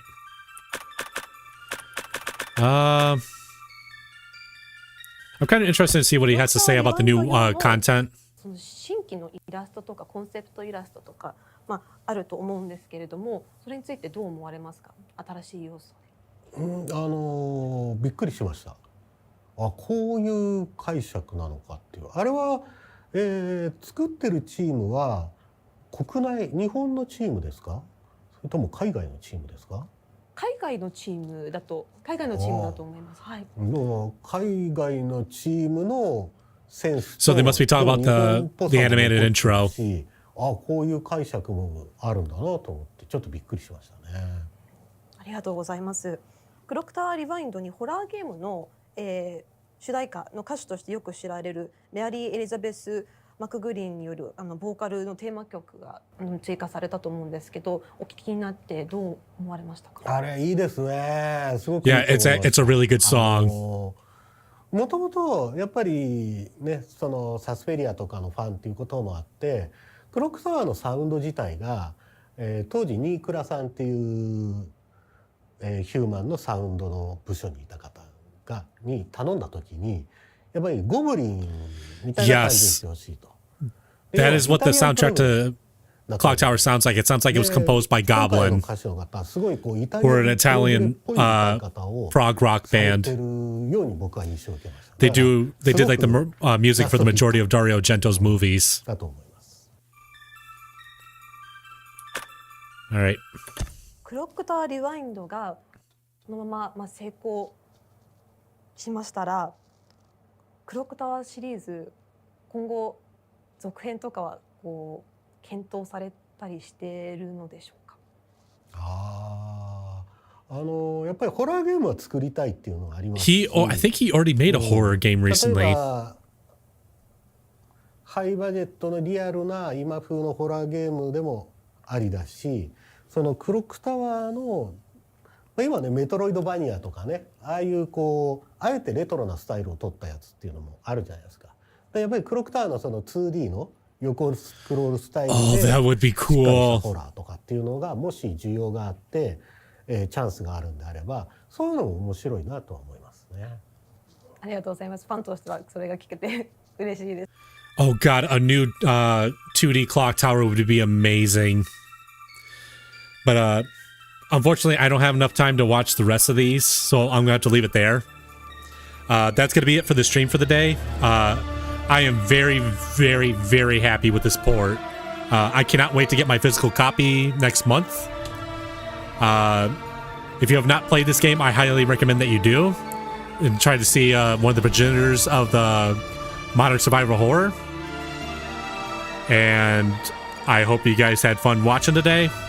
I will definitely try to post those clips on my social media later on. But yeah, that's going to be it for me today. Hope you guys have a good night. And I'll see you next time, all right?